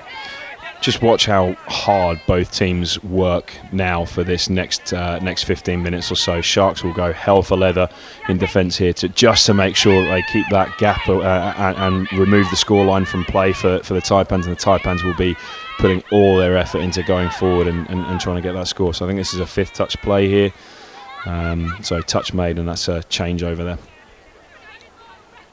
Well, the next score looks like it's going to be absolutely crucial, and the Sharks now with the chance to try and drive up the other end of the field and get some fresh legs on. And again, it's another opportunity and another chance where the Sharks can drive up and still full of energy and going forward. But turnover, and the Taipans will be relieved, and they can just take a deep breath and go again. Yeah, Laura Balfour, they're calling the Sharks player for having her hips not square, so have to roll the ball parallel to the score line. So you have to keep your hips square to that score line, otherwise it's a changeover in play. So gives Taipans great attacking opportunity here. They can again bring some fresh legs on and try and take the Sharks and run them hard. And here is Naomi Furnett. To the left of her is Claire Waddell. The opportunity to go on the left-hand side. That's an unbelievable take. And it looks like a superb finish. It is. And we were saying that the first score could be absolutely crucial. And it is the Taipans who got it. Fantastic play by Naomi Furnett. And in the end, it was Katie Fielding coming in. And it's 4 apiece of 14 to go. Two absolutely brilliant things there. Getting a decent roll ball on the 5 metre line, bursting through into the in-goal area, throwing a great right to left pass, and finding a winger who put a great finish in there. You know, under pressure with a defender right on top of her, getting the ball down really fast. No doubt at all that that score was good, and they've both done a really good job in bringing the scores level here. So 4 apiece. Who's going to blink first then? Who's going to get potentially the next score? It looks like it could be Sharks, although Yeah, Sharks scores good. So Link's been honest there and said that she's missed the touch, so she's run off the field. Great honesty again. It's a honesty-based sport, and Emily Crowe, I think it is, dives in off of a good score. So Sharks obviously quite happy to get one score back on top now. Well, the Sharks responding straight away, and that's the perfect response. And with just over 13 minutes to go, we're back to where we were only about 30 seconds to a minute ago, and the South East Taipans have to sum up one more bit of energy to go again. Here's Sophie Arpasnut in the middle. Lovely wrap round to feed off and try and get the pass out to this near side. And again, this defence from the Sharks covering really well. Back into the middle, Sophie Arpasnut again in the heart of things. Just laying it off. Anya. And Arpasnut going in for the line. Needs the support, does well. Trying to block out all the options, but they can't block out that one. And again, we are all square. The Taipans leveling it again. Sophie Arpasnut doing really well. And it is Katie Fielding there too in the space of a minute for her. 5-5, Dan. Similar setup. Getting through the middle. Once they've got through the middle, they find the wing, who has got some space this time, so a bit less pressure in terms of the touch, but just getting through, throwing a decent sympathetic pass and letting it finish. Again, what's really interesting about this is that both sides are going tit for tat. They're getting that score. They're absolutely both working hard to stay in the game, and this will come down to either, in my view, one piece of attacking brilliance right towards the end of the game, or a defensive piece of brilliance, or something along those lines. This is going to be a great 10 minutes. Yeah, it's really shaping up to be a exciting, intense 11 and a half minutes, and it's the Sharks at the moment looking to try and get back in front. And a dive comes in early. Good defensive work again, and it might come down to potential individual brilliance. The number 17, Susanna Hudson, one of the finest women's players in Europe. She could be a key figure in this match, but let's see if the Sharks can weave their way through. Well, just dancing at, almost just ghosting past the Taipans defence. Again, it weren't Cagey, it was Emily Irons trying to get through there again. Great touch, great attacking feet. Sharks have got, I think this is the second touch. There's another few touches here for them to have a play with. That's a really good looking pass. Sadly couldn't quite find that wing to get over in the corner. They'll feel that might be an opportunity lost there, but I can tell you that won't put their heads down. They are looking very threatening in attack, and I think it's something that the Taipans will want to watch for, because there's a threat short and there's a threat long, and the reality is they're going to have to work hard in defence. Both sides are going to have to work hard in defence. Some of the scores have been absolutely brilliant in this game. It certainly has been, and I get the intentions that there's going to be even more drama to come. And that's a turnover now for the Sharks deep inside their own half. Just as the Taipans were just building up a head of steam there, they were good momentum into that attack, but just halted, and now the Sharks looking to try and drive forward, get towards their subs box again. That's going to be an important factor going into this final 10 minutes, keeping the legs fresh, rotating well, and making sure the momentum of the attack stays as well. Getting up towards the 10 metre, just stopped in the tracks. Just look at how hard all the teams are working. They are absolutely putting all of their energy, and they know this is their last 10 minutes now, and they can give it their all, because there's a well-earned drink after this, and another final to come, of course, that they can enjoy watching. But it'll be absolutely important for them to leave everything out there on the field now. As the South East Sharks now looking to try and attack it during the middle, and another good piece of play. Olivia Ray was also in there alongside her. There's Julia Unsworth. She's another key player in this Shark setup as well. Olivia Ray's there. Julia Unsworth is just to the left. She has it now. Stops in the tracks. Just waits for that perfect opportunity to try and get through. But this Taipans defence remains really stubborn. And you can see they're organised, well drilled, and they're getting back to their marks when they need to. Olivia Ray looking to go out right, and Julia Unsworth was there. And again, this Taipans defence just really solid at the moment, Dan. Yeah, you may not hear it, but there is a lot of little chat going on in there. They're just small little bits of conversation to make sure everybody knows what they're doing, what their position is, what their responsibility is, whether they need to corner, which is to follow the shape of the ball, or whether they need to tuck under and stay straight, to look after the threat from something short. So, good defence comes from good communication, and I can tell you these teams will talk a lot and make sure that everybody knows their roles and responsibilities. It will be pretty clear to everybody what they need to do when they're defending that line. Nicky Bird there for the Taipans was just coming forward, and it's now spread over to that left-hand side and almost jinking left and right, almost so much that she got herself into a bit of a spin, and it's now a turnover for the Sharks. And you're just quite right, Dan. It's just the amount of energy these sides are exerting this for one final push, and still at 5 apiece. Both sides locked in. Who's going to blink first? Who's going to take the advantage? And again, the Sharks building up nicely again. Here's Susanna Hudson over to that right-hand side, and it's just fallen short. And they just have to reset again. And the Taipans will just sharp intake of breath and look to go once more. I was just about to say exactly the same thing. It will be a big suck in of breath. Remember your roles, responsibilities. Do the drill that you've practiced hundreds of times during all of your training sessions. Exit the field cleanly. Give yourself and your teammates an attacking platform so they can go forward and try to get that score to take you on top again. But hugely important now that they remain calm and composed. Claire Waddell now. She's another really key player. Naomi Furnett, just couldn't float it off. And we do have a clash between the two Sharks players in the middle. Looks like they might be just okay, just getting to their feet now. Don't want to be losing players at such a key moment. It was a nasty collision, and it's good to see both players are all right. 100%. There's some tough cookies in there. They're not going to sub. They're going to want to defend this last final touch out. If it's fifth, sixth coming, they're going to want to make sure they defend the line and hold out. Naomi Furnett now finds her partner Claire Waddell, and looking to try and run another move, and over the 5 metre dive in comes early. Greg Cropper.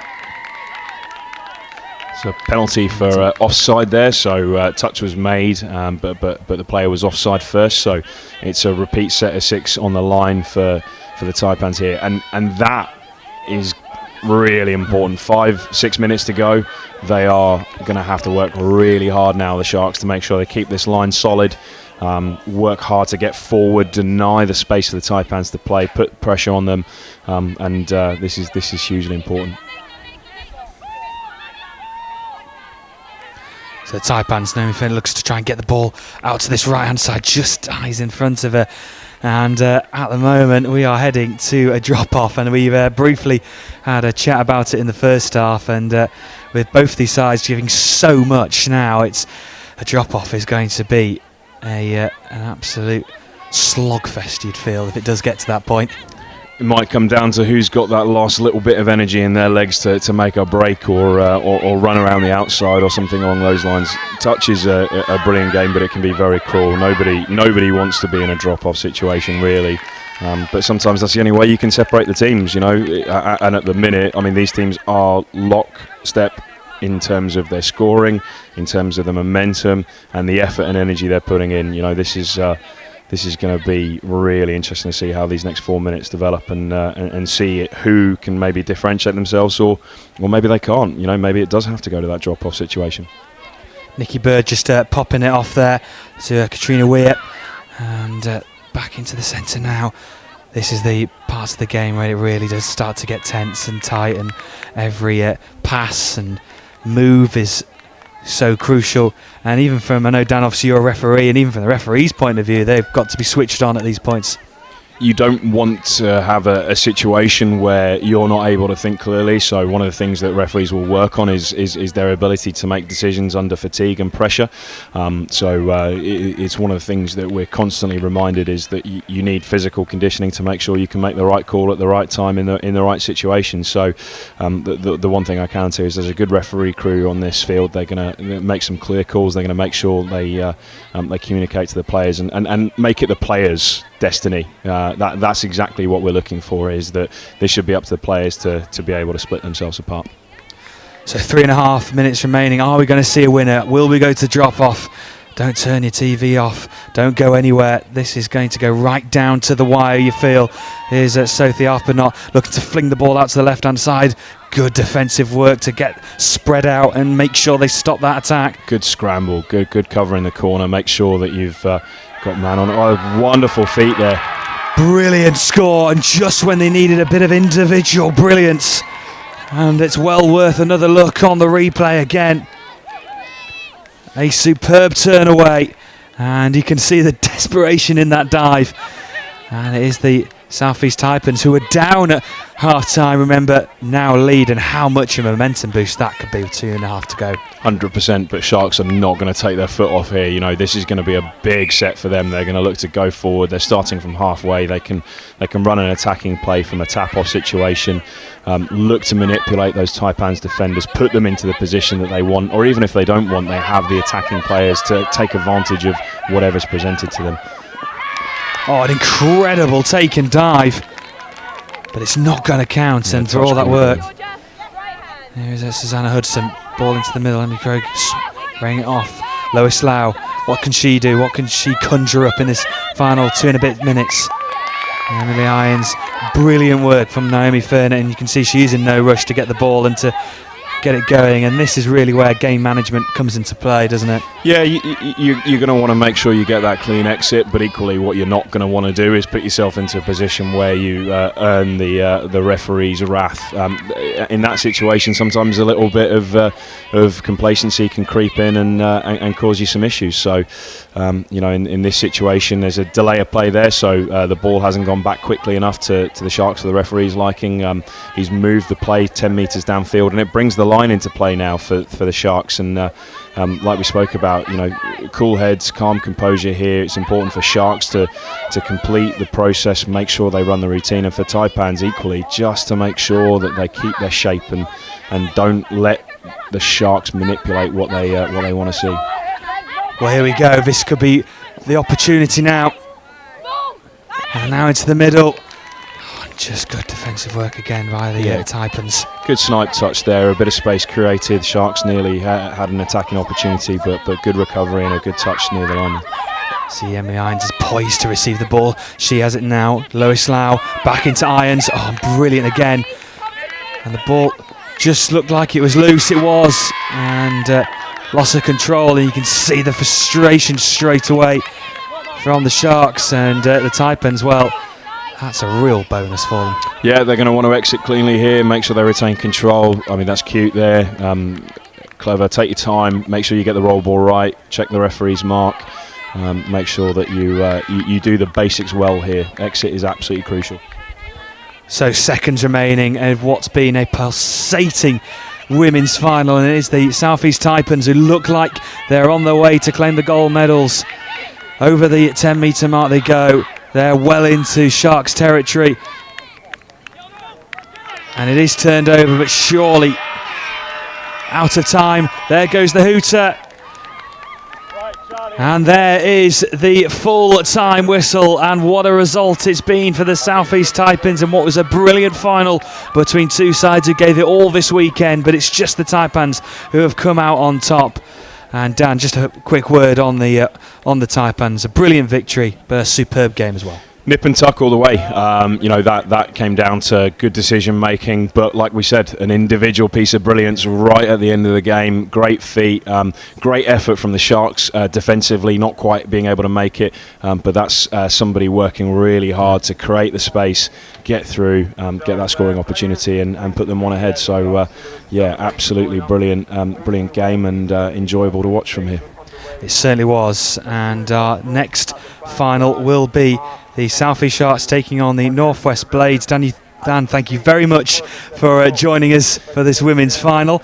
And just actually quickly, we have to pick an MVP. Is there anybody in particular that you'd like to point out that you feel that's had a really good game in the final? Oh wow, that's really, really tough to pick. I think you've got to go with a winning side. I think there's a few special mentions. Naomi Firner, 17, did a really good job, but I think you've got to go with the try scorer at the end, who managed to split the difference. That's that one crucial score made all the difference there. I think it was number 4 who got that final score.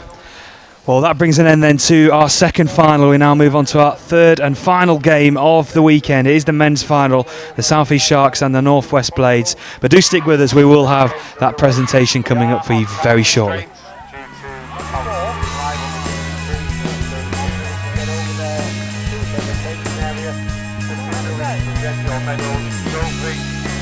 And go through the race to the Taipans, my yard, presentation area.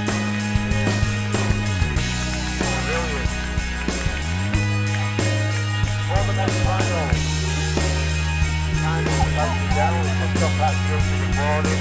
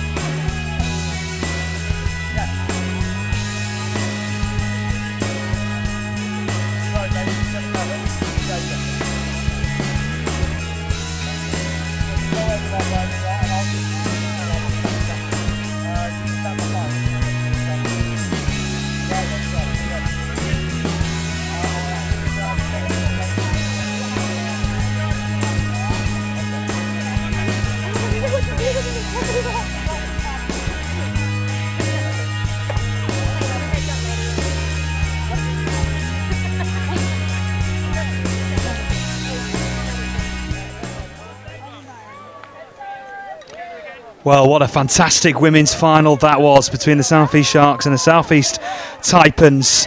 And victory for the South East Taipans. And ahead of our third and final game, the final of the weekend, we'll go down to pitch side where Chris is with the victors. Thanks, Brad. I'm with Alice Somerville, the MVP from that final, South East Taipans. Local derby to finish off with the Women's Open final. So to beat the Sharks, who were last year's champions, what does it mean to you guys? Oh, it means a lot. I mean, for me, but more for the girls, I think, that have been here and played Taipans quite a few years now. It's really nice to finally get that win, and we have a really nice team this year, so it's really, really, really nice. Yeah. Everybody knows each other so well in the touch community in London, especially at the upper level. How much is it at this stage of the competition? How much banter is there between the two teams? Can there be? Is everybody just blowing? There's a little bit of banter, but generally we'll go and sit with them and chat with them, like hang out like we normally would. So no, it's really nice. It's been great. Yeah. And over the course of the weekend, you guys have played some sensational touch. What's that down to? I think just gelling as a team. We've all come out from different backgrounds, and no one's come in, not knowing really anyone. So everyone's had that time individually together and come together really well as a team, and it's been a really, really good vibe with us girls. My journalistic sleuthiness can detect that you're not from these shores. In terms of what as an Australian, as an Antipodean, what do you think of touch in this country at the minute? Wow, I'm not Australian. I'll pay my fine for that one later. But the question still applies, Lee. To be honest, I didn't really play touch in New Zealand, so coming over here and playing over here, it's really great to play like pretty good level touch. So for me, this is all new and just really awesome to play such a high level. So. Well, Alice, congratulations on your MVP. Congratulations on the overall title for the Taipans. Alice is going to join her teammates in receiving medals from England Touch's Head of Elite Performance, Sammy Phillips.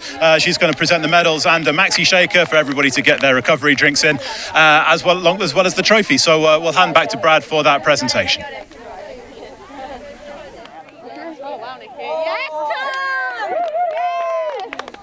Well, thank you very much, Chris. And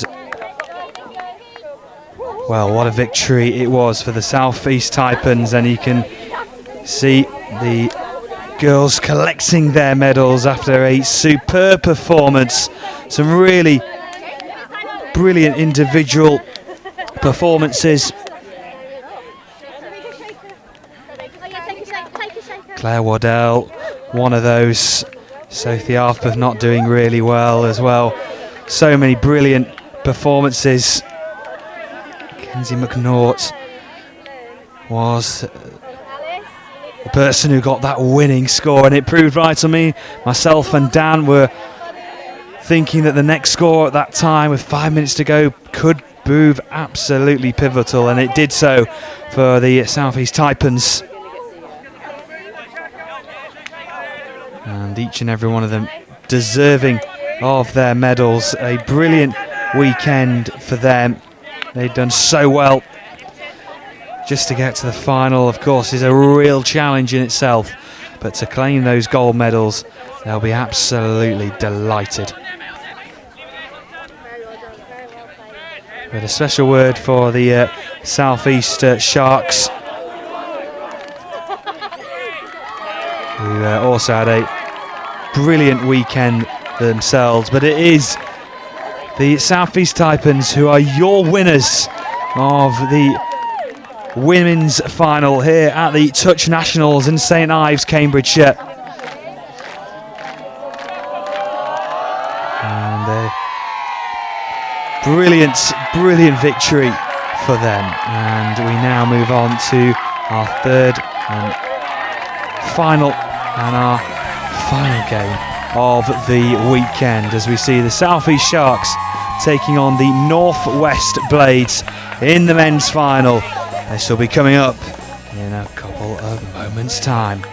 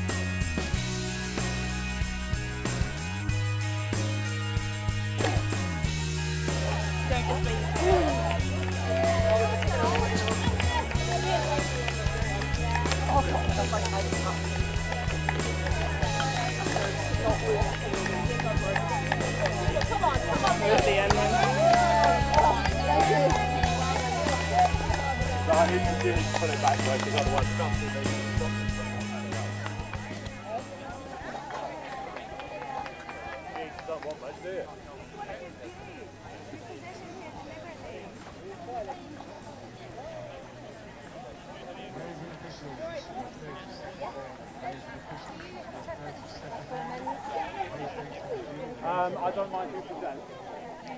I do want Ben. Come and have a chat with him. Yeah.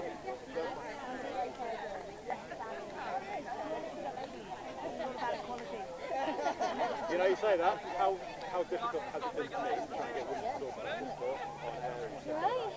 Really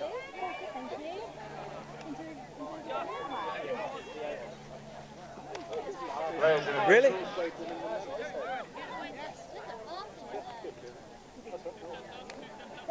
Oh, yeah. And I can't burglarize it.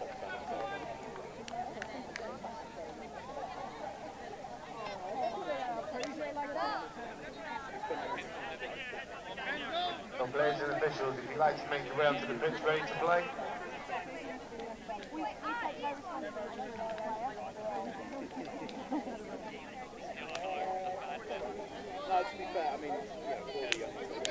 Players and officials, stand by.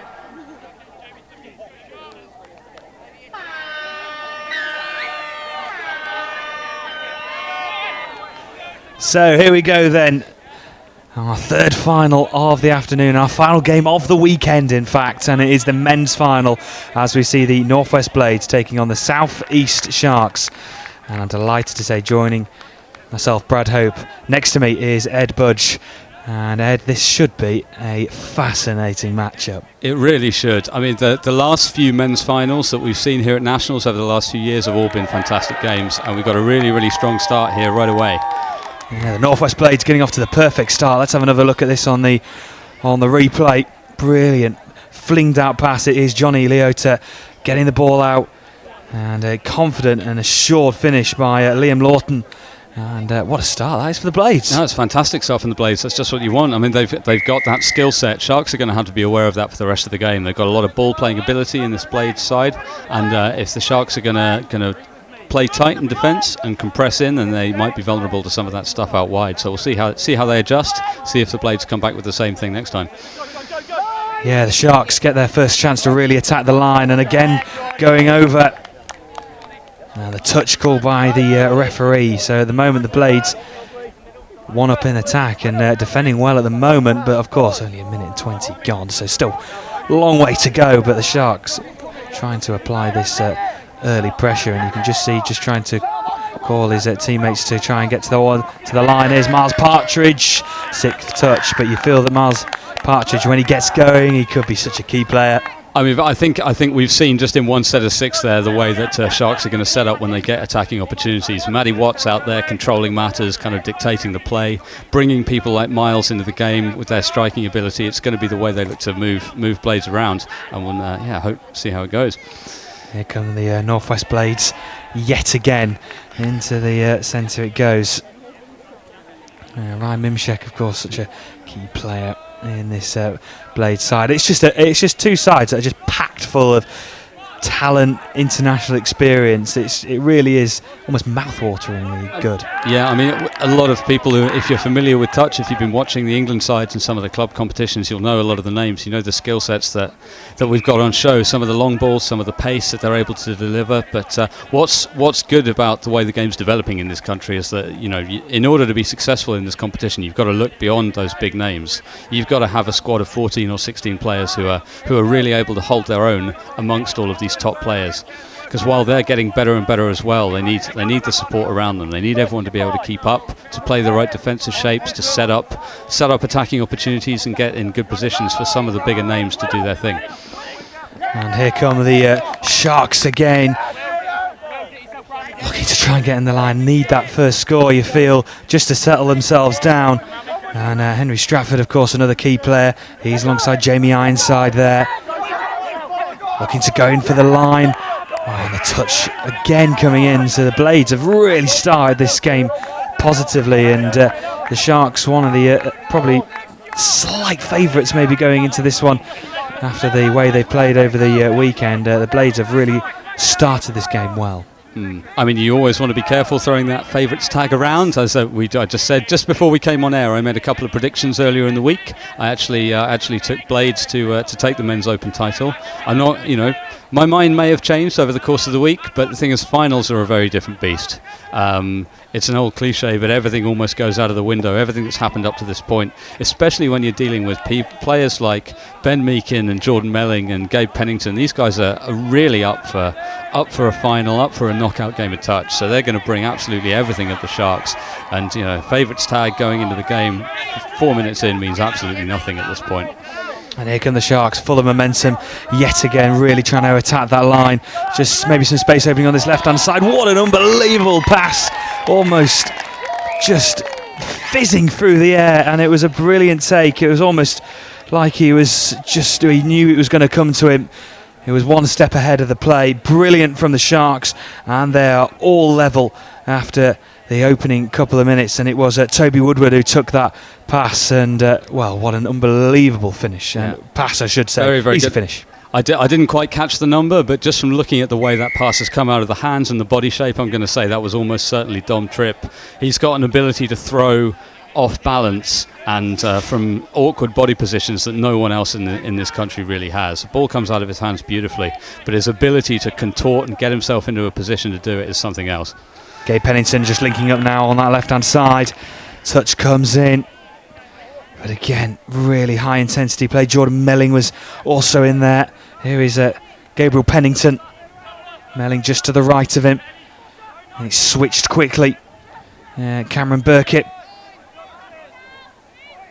And just those three just linking up in the middle of the field. Pennington now. Leota was there, the number 10. Pennington gets it back from Melling, and it looks like it's going to count. Look at what it means, the fist bump, and they're back in front, and it's just those two linking up again, and it's real quality.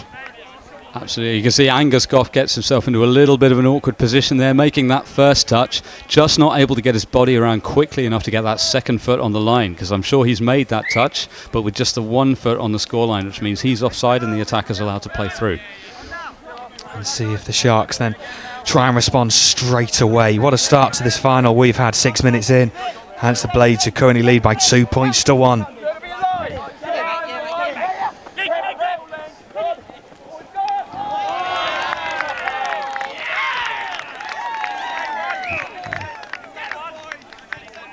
That's going to be given again. That's the Sharks making it look a little bit easy there. There's a load of space out there on the wing, on that open side. After setting up the strike dump on that right-hand side of the field, they've had the ability just to move the ball quickly through the hands, really under a lot of pressure. The Blades getting up decently off the line, just not able to quite get there before the passes have come away. And under a lot of pressure, Sharks have managed to get all of those passes away really, really quickly, and that's left it as a very easy finish in the corner. So it's a good comeback.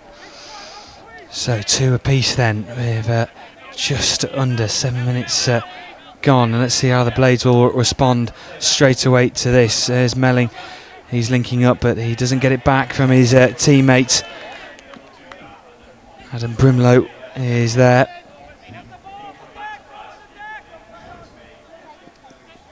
Adam Brimlow is there again, but the 6th touchdown.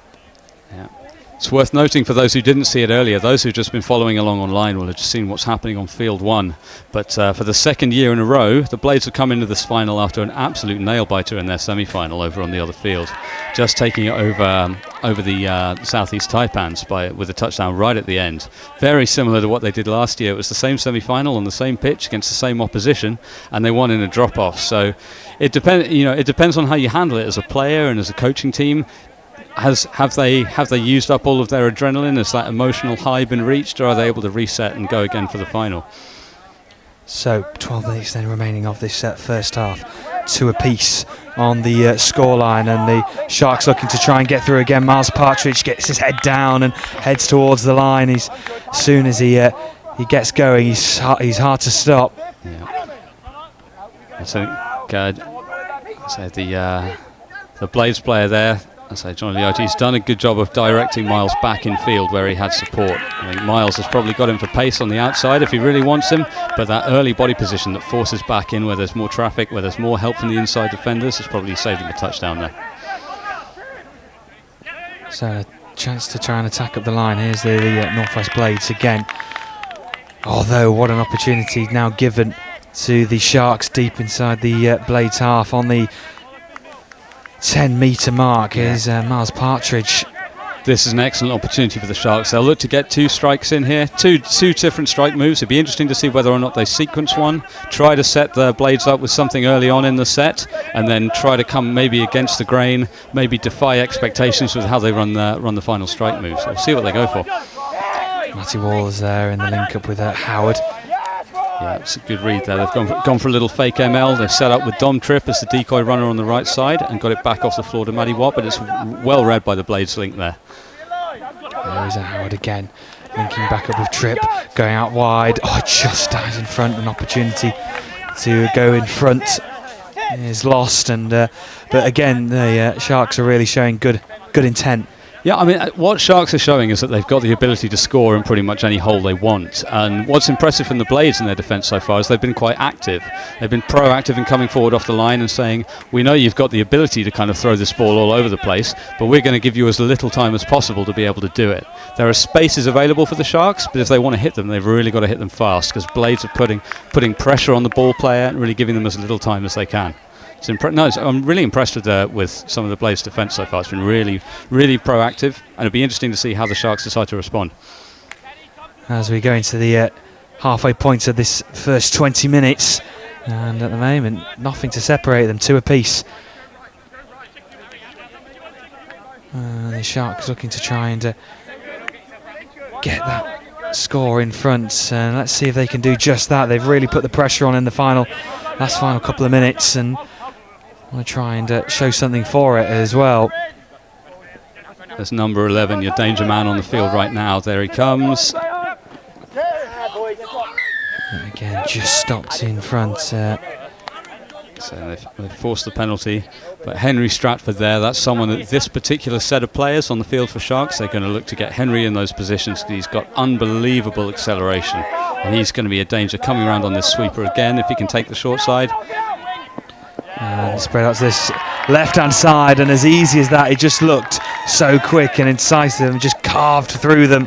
And Toby Woodward has another score to his name. You see, that's a classic case of the commentator being, one stage behind one of the teams and exactly on the right page with the other.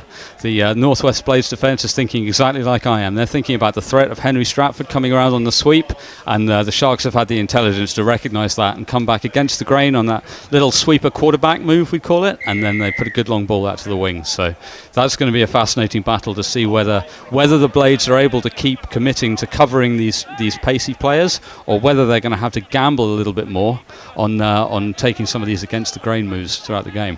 Here's Melling and Pennington, those two wanting to link up again. Here's Jordan Melling going in for the line, needs to sweep out to the right side. It was just behind his man that he was trying to pin out his teammate, and it was fisting at some serious pace, and it just couldn't be taken. So it remains only that 1 point in it. Sharks leading by 3 points to 2, and look at this high line defence again from the North-East Blades, looking to try and apply the pressure early. Gabriel Pennington up on his man early. Here's Miles Partridge trying to skip round Pennington up and towards the halfway. Here's Dominic Tripp. Again, really good momentum, although it's just slowed down a tad. Here's Partridge, he can get going when he's on the ball. Here's Dominic Tripp, looks to go out wide. We've seen that before. Brilliant work round the outside, and it's good defensive work from the Blades. A good defensive set in general for the Northwest Blades, I should say, and they were happy with that one, weren't they? Absolutely. I mean, the Sharks have got dangerous players who can strike from anywhere on the field, but if you're going to have Dom Tripp picking up on a scoop, you want it happening from 20 metres off your scoreline. It just gives you so much more time to recover. So it's good from the Blades to be able to shut down that early in the drive. It's easy to sort of think that it all happens at the business end of the field, but when you've got to drive the length of the field, it's a good effort if you can get all the way down there and have a good strike on the last touch. If you're able to stop a team from doing that, then you're really going to minimise their opportunities. So it all happens at the start of a set. Ben Meakin was involved in that one, just trying to find his teammates, and just falls short, so it won't count for this time around. Sharks still have that slender advantage by 3 points to 1, although the Northwest Blades are still knocking on the door, still applying the pressure, but the momentum in these Sharks attacks, they're taking some stopping, and the Blades are doing all they can. And a lovely Pick up by Henry Stratford. He enters into the goal zone trying to find support, so can't find it. But again, it's just so good to watch. It's just that flow and momentum. It's almost impossible to stop, isn't it? It's a good bit of scramble defence from the Blades there. But as soon as you see that little chink in the defensive line about 15 metres out, if I think it might have been Jamie Ironside or Angus Goff on that occasion, is just able to find a deeper defender, and you can just see Henry Stratford's eyes light up. You can just see he just starts to accelerate onto the ball, and if he gets that opportunity, as I said, he's got the acceleration to go away from almost everyone. But well done, Blades, for covering it up. So at the moment, the Sharks still with that momentum behind him. Can they try and finish this off? Here's Dominic. Here's the number 8 for the Sharks. They find that support, do they? It looks like they do. It is. Well, what a potential moment in this first half. Let's have another look at this again. Really good work to get themselves into the penalty area. And it was that number 8, Angus Goff, for the Sharks, who got in there. And how crucial that potentially could be, that 2-point advantage. Absolutely. I mean, that's a fantastic example of kind of the level that the Sharks team is operating at. What they've called there, they've called for someone to come back on a bit of a trail ball inside Angus Goff. Looked like a swinger setup where someone's going to come round on a sweeper move and Angus is going to look to feed them back inside. But Angus and all of the players around him have got that awareness to recognise that the Blades have read that, so they've got to go to the next option, which is for Angus to go straight through. And it takes a lot of sophistication, a lot of time within the game to be able to make these reads on the field in front of you. So really good stuff from Angus Goff there.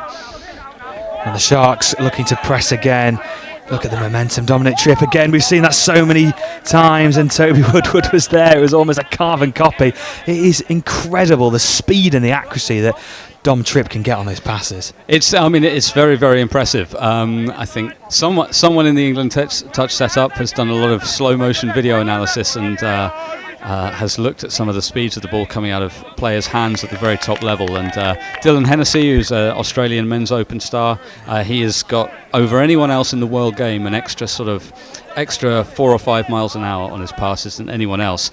And when you're talking about the fine margins that you're dealing with in touch, you just got to get a little fingertip on the shirt. That really does make a difference. It's not just about the ball looking pretty coming out of your hands, it's about those fine margins and that real pace that you've got to get on the ball to create space. So Evan Michaels just in support of that man Dom Tripp. Here is Michaels, one of the youngsters in this side. Jamie Ironside is now there with him in support, just toying with the defence, and Michaels there in support. He gets it now eventually and hands it back over to his supporting man. And going over the line, it looks like it's going to be a 5th for the Sharks. It certainly is. They were patient this time around. And brilliant work, determined, and over the line they go. There it is, no decoy that time. This time Henry Stratford does come round on the sweeper, and George Price has got a good defensive position to start with, but it was a clean roll ball, and at that point it's a foot race between a man side pedalling and a man going full speed ahead, and I think Henry was always going to fancy his chances there. Yeah, he's really good at exploiting that space. He just sees it, and he went for it, and he drove over the line, and that's the 5th, and the gap is now just forming. Ben Meakin looks to try and do something about it with Gabe Pennington. Pennington getting it back from that man, and it just all seems a bit scrambled in front of that goal line, just almost at too much urgency in a sense. Yeah, and contrast that to the way the Sharks have defended that. Will Serracold, number 2, the link there on that far side, he's playing patiently. He's playing what he sees in front of him, rather than overcommitting to something and giving the Blades some space. I mean, Will's one of the best defenders in the country, there's no doubt about that, and that's a perfect example of why. And the Sharks again full of momentum, driving on forward, and Matt Wall looked to try and get through then. Here is Miles Partridge, and just lays it off for Matt Wall, and again it just feels a lot more patience and biding their time over it, but turnover in well, play. It's easy to be patient when you're 5-2 up in the first half, isn't it? Yeah, it certainly is, and it's in terms of the Blades getting back into this. What would you say to them, Ed? Is it just sort of just keep your composure? You know you can do the job. Just keep going, and you'll find those chances coming to the fore. Well, I don't want to call it too early. I would say it's an unintentional pun here. It's an uphill struggle for the Blades from this point. because it doesn't look like much on the screen, it doesn't look like much on TV, but that field is on quite a bit of a slope, and it's like the pitch at Lord's. You can't see it on TV, but it makes a huge difference. And I reckon over the course of the game, I reckon the slope is worth 1.5 to 2 touchdowns per half in a men's game. And again, a beautifully floated out pass. Huge ball that from Dom Tripp. It's just easy. Tripp and Woodward just linking up again, and you just have to admire it. It was a brilliant pass, and again, just where the defence went, they just sucked them in, did the Sharks, and Woodward has just had, one of the most easiest hat-tricks he'll probably get in his life. Yeah, I mean, when I spoke earlier about the pressure that Blades were able to put on the ball, you can see there that's an example of it not happening. Dom's got time to wind up that pass and have a look for his receiver while the defence is still going backwards. If they're coming forwards towards him, because they've got onside nice and early, it puts more pressure on. And here we go, the Northwest Blades, they needed that score just before the break, just to give them some momentum going into the half-time interval, and it was good work in the end by Toby Phillips going over the line, and with seconds remaining in this first half, that will just give them that bit of energy boost, won't it? Yeah, I said I really didn't want to call this one too early. I'd say it's very much advantage Sharks, but these Northwest Blades are the most competitive bunch of lads out there, so there's no way they're going to lie down in the next 20 minutes. And that brings a close then to this opening 20, and it is the South East Sharks who are currently leading by 6 points to 3, but don't go anywhere. This could go any which way. These Northwest Blades lads, like Ed said, will fight to the bitter end, and we'll be back for the second 20 minutes in a couple of moments' time.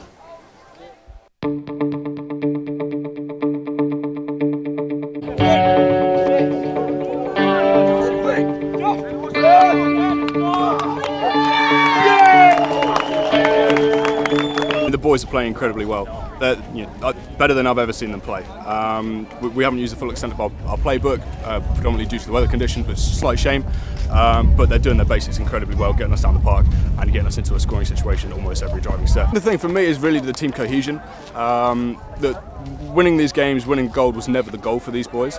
My goal for them was to get as many of the age-appropriate lads into the men's open training squad for 2020, and it's just fantastic to watch some of them really click, really start to play to their full potential. And I'm going to work very hard with the men's open coaches to make sure the boys that are of an appropriate age get a shot at the opens level.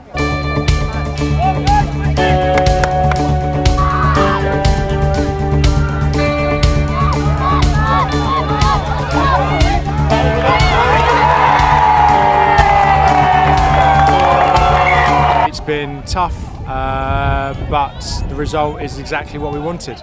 I'm incredibly proud. It was a really good campaign, and we've been very blessed with a very good cohesive team that has all worked together incredibly well, but couldn't have done anything without the assistant coaches of Keish and Catherine and Matt managing, and all the background help from the high performance team and Pippa. 13 debutants is probably a record for any junior touch team. I think I lost quite a few of the kids from last year, went up into 18s, managed to hang on to 3. The team just gelled straight away. We got working with lots of teamwork, and they just did brilliantly.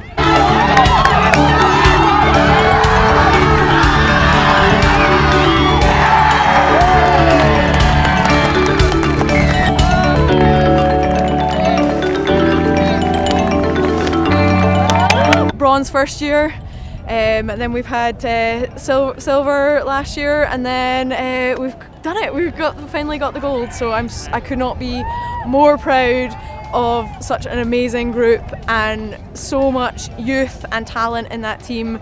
We've got 3 14-year-olds winning mixed 18s. It's incredible. Like, the future for England Touch is, it starts here, and it's looking really, really bright.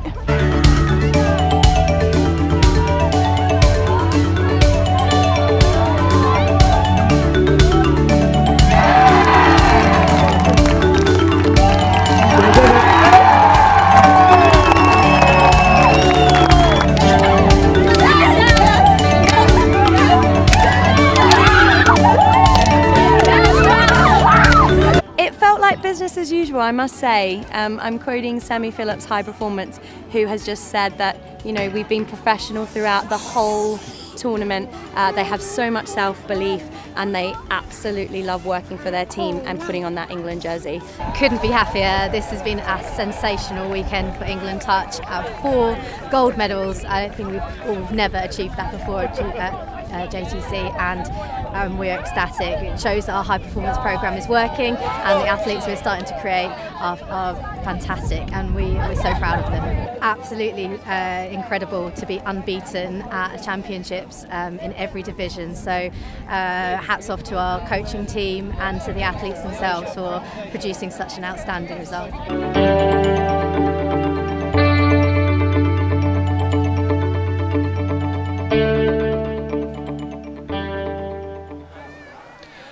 So at the break in this men's final between the South East Sharks and the North West Blades, the Sharks having the better of it. They currently hold that advantage by 6 points to 2. But before we get underway in this second half, we'll go down to pitch side, where I believe Chris is down there. Thanks, Brad. I've got Ben Powell, England Touch High Performance Director, with me. Ben, normally at the first 2 days of this tournament, we've been talking at the very start of the day. Today we're talking just about at the end with only 20 minutes more touch, unless this goes to a drop-off. In terms of how's your overall assessment of this weekend? Yeah, it's been a fantastic weekend. Started off with the junior final on Saturday afternoon with the under-15s, right through to the men's open final this afternoon. Immensely high standard of touch across all divisions, as demonstrated at the moment in the men's open final as well. And the 2 finals before that, starting off with the Wildcats, who pushed the Sharks all the way, and then the Taipans and the Sharks. There's always a little bit of a grudge match there with the South East Derby. Yeah, the mixed division's been really interesting, topsy-turvy on day one. I don't think the Sharks actually won a game on day one, and the Wildcats gave them a hiding in their first game. So to come back from that, make the final and perform really, really well. The Sharks have done fantastically well. The women's open final was phenomenal. Potentially the highest standard of women's touch we've seen at the national tournament, and a huge credit to the South East Taipans, who were down at half time and came back to win it by 1. Just reflecting on the junior competition as well, given the number of teenagers who are playing in the adults, in the opens category this year, meant that we may have had less experienced players and younger players in amongst that competition. But can that be only good in the longer run? Yeah, absolutely. I mean, on paper, yes, but actually in reality, it's probably led to, as I said, the highest standard we've seen at the Touch Nationals. So only good for the future. And there are some junior stars out there on show at the moment in this final as well. And of course, the next job for you is, and the rest of the coaches, and you've been hard at work behind the scenes in terms of putting together the high performance squads for the winter training. How tough has it been, or is it, or in this situation, is it just a case of just getting people into that squad, giving them an opportunity to show what they can do in the next level up? Yeah, it's a balancing act. Obviously, we've got incumbent squad players that have just been to the Touch World Cup, and then we've got a fresh fleet of players that either didn't make the World Cup side or are new to the program. So it's finding a balance with how we look at those players, and then how we bring them on. We came with a very blurry picture. We've left with a blurry picture simply because, and it's a really good problem, there is so much talent out there. So we've got a tough job ahead of ourselves to narrow these squads down. We can't take everyone, unfortunately, but we look forward to announcing those in the coming weeks. And as we see, just a near miracle play from the Northwest Blades. In terms of how do you see this one panning out in the second half? Yeah, look, I think just prior to half time there was potential for maybe a blowout by the Sharks. Northwest got themselves back on the board just before the half-time hooter. So we'll see where the first touchdown goes. I think if Sharks get it, they're in control. But the Northwest, they don't know how to give up, really. So they're going to push them all the way. Well, we'll see how that goes. Back to Brad with Ed Budge in the commentary box to see you through the conclusion of this match and the conclusion of the tournament. Well, thank you very much, Chris, and the words of Ben Powell there down on the pitch side, and they've just timed it to perfection to come back to us. And it is the South East Sharks and that man, Matt Watt, who goes over the line, and it looks like he's just bundled into the fence as well, taking a bit of a knock, but Matt Watt will be absolutely delighted to get on the board, and he's just hobbling away, and the Sharks now lead by 7 points to 3. I think it's a long way to that fence. I think Wattie's just fallen over on Howard. Get on the score sheet. He does so much work setting up for other people. It's nice to see him get one himself. And here come the Northwest Blades looking to try and get back into this game straight away. Here is Johnny Leota. Cameron Burkett is there as well, alongside Toby Phillips is just in your picture as well. Here's Johnny Leota. Cameron Burkett just picks up the loose ball that was there. Trying to drive on through Leota. Over the head of Burkett, here's Phillips. Maybe space on this left-hand side. Phillips bundled to the floor. Pressure from Henry Stratford. I think that's a good defensive intervention there. I think it's a little bit of a harsh call. I think that's like Gareth Hines. I think it's just given that as a referee. I think the player's momentum has taken him into that touch, and sometimes people fall over. That's just how it goes. But it gives the Blades another opportunity. Yeah, looking to try and go in for the line straight away. Johnny Leota.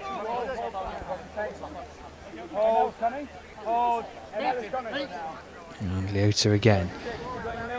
Cameron Burkett also there. Opts to go to his right, and then the ball flinged out.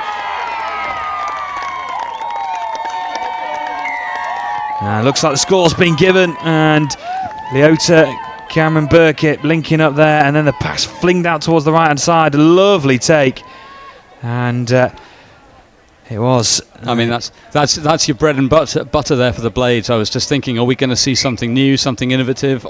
But if you had to pick their primary weapon, it's going to be Jordan Melling's left hand, and I'm not sure. Was that Jordan Melling who's just thrown that? I think it might well have been. But either way, that's going to be the most dangerous weapon in their arsenal. And here come the Sharks yet again trying to respond. Dominic Tripp, we've seen it a couple of times. Here's Miles Partridge trying to get the ball over, and it ricochets back into the hands again. Yeah, it's a good intervention there. You can see the wing for Blades just starting to cheat out on the outside there, just starting to go towards the wing because Dom's hit him so many times. And here he comes again, ball floated out. Oh, what a superb take. That pass was to absolute perfection. And Harry Richards, all he had to do was collect it, and time is run. Yeah. That's a clinic on sequencing. That's Dom Tripp playing with Liam Lawton for going back into the first half, about 3 or 4 consecutive strikes. They've thrown a lot over his head. Liam on that previous one is just starting to cheat out to the outside, and Dom's hit the link on that passive line, and they just managed to survive. So Dom's able to hit both of those options, and then on that final one where they get the score, Liam has seen that passive line to the link, just started to cheat back inside, and Dom's had the awareness to read the space over to the wing. That's a bit of a sequencing masterclass there from Sharks. As the Blades looking to try and respond straight away. Here's Phillips now. It's over towards the right hand side. Phillips gets it back, looking to go in for the corner. So it was around this time of the game in last year's final where Blades brought out a really, really innovative strike move, which I'd never seen before, which I think they've been keeping in their locker for just such an occasion. So I wonder if they've got anything to show for us today. And to be honest, if they have, then it's about 5 minutes overdue at this point. So let's keep an eye out. Yeah, they need some magic now, do the Northwest Blades, if they're going to try and get back into this final. At the moment, the Sharks have got all the momentum, the wind in the sails, looking to drive forward yet again. But this time around, it doesn't come to fruition. So turnover back for the Blades, and they can just breathe a sigh of relief, and they'll come again deep inside their own half, looking to try and drive forward. They need to get some big, powerful, strong yards up the field. As I said, the wind in their sails, but also just as relevantly a sort of a 1 in 15 slope in their favour in the second half. The driving game is going to get much harder for Blades, and it's just going to be about heart at this point. It's going to be about fighting through the fatigue and taking every yard you can get, because they're not going to come for free against a good team going up the hill. Absolutely, yeah. The hill is a potential, really a crucial factor in maybe who's going to win this final. At the moment, the Sharks well on course to do so. There is Johnny Leota. They need a special 12 minutes from him to get back into this. There's Ben Meek, and they need him as well to summon every ounce of energy that he's got left. And look at this long pass, and that potentially could be the score they need and the piece of play they need. And Ben Meekin getting that ball out wide, and a lovely take and an elegant finish, and the score just to 3 now. Yeah, I think some of the Sharks may be calling for a forward pass there, but I think the momentum's with Ben Meakin and the referees have allowed it to go. May have called it too early in the first half, saying that no one throws long when they're off balance, quite like Dom Tripp. But Meeks isn't that far behind, and that's a fantastic ball to keep them in contention. To be honest, this game's not over. Absolutely, with just over 11 minutes remaining, if Northwest Blades can just see out this attacking phase and mount a charge of their own. This is important now, important moment of the game. Let's see if they can do so. Miles Partridge trying to get towards the goal line, and almost with his pace and his skill just loses his footing again. Back into the side to that man, Matt Wall. Tom Tripp, Wall again. You see there was that little bit of innovation coming from the other team on that previous strike move. It's something we don't see very often in this country. I think they call that a Taipan in Australia. It's something that they've been working on in some of the Australian sides for the last few years, but it's very rarely seen. So I think that's a new one that Sharks have brought out there. And again, another opportunity now here. Max Howard trying to get the ball back as quickly as possible. Which they will do, I reckon, for about another 2 minutes, and then they start thinking about the clock just a little bit. I heard Tom Devereux in commentary with you a couple of days ago saying what, a score every 2 minutes or thereabouts. Yes, yeah, that was the talk. Yeah, absolutely. Here is Matt Watts back inside Dominic Tripp, and here we go again, and it looks like the touch has just come in time, has it? Yeah, good touch there, good chase out. Here's Max Howard back inside. Dom Tripp just laying it off back to Howard. Here's Matt Watts. Watts again looking to go left with Tripp, and then Partridge going in over the line. He got down initially, and then that salmon leap forward. I've never seen a salmon who's 6'4". Miles Partridge has an ability to get a ball from 6 feet off the ground to on the ground in a speed that I've never seen anyone else do it before.